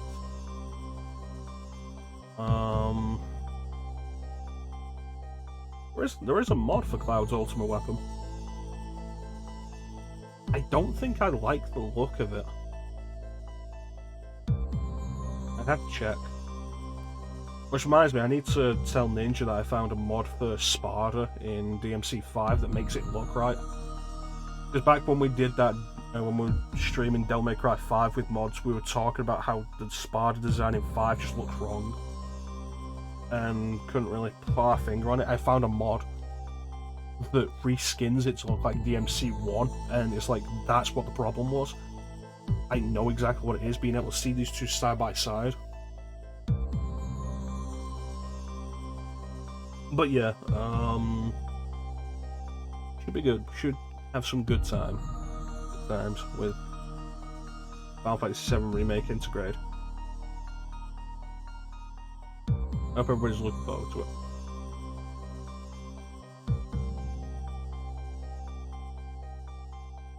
So, like I say, be there early, catch the menu, the new menu theme we've got. So far, we've had Metal Gear Solid, Metal Gear Solid 2's theme, and Crisis Core's menu theme. Metal Gear Solid was just like, yeah, no, we can mod them. Crisis Core I put on because we had Tifa and Cloud in their Crisis Core outfits.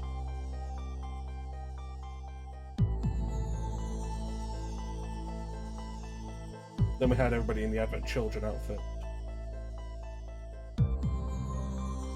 It's nice, it worked. Yeah. Hope everybody's looking forward to those mods.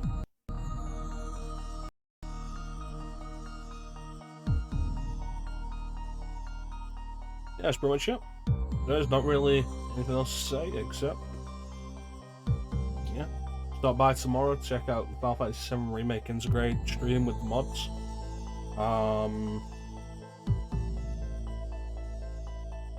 I put those mods on like after we finished last time. Did the testing to make sure the Aerith mod worked. I don't remember which Aerith mod I put on. I don't remember like most of the mods I put on. I remember what the menu music is. I remember what the Buster Sword is. I remember. Did I change Tifa's outfit? I had an outfit for Tifa, but I might have changed it. I remember what I've got Cloud as. Another outfit for Cloud. But yeah. Stop by, check that out. Hope everybody look forward to it. But yeah, pretty much it. Really anything else to say except thank you all for watching. Have yourselves a fantastic time of day. And we'll catch you next time, guys. Bye.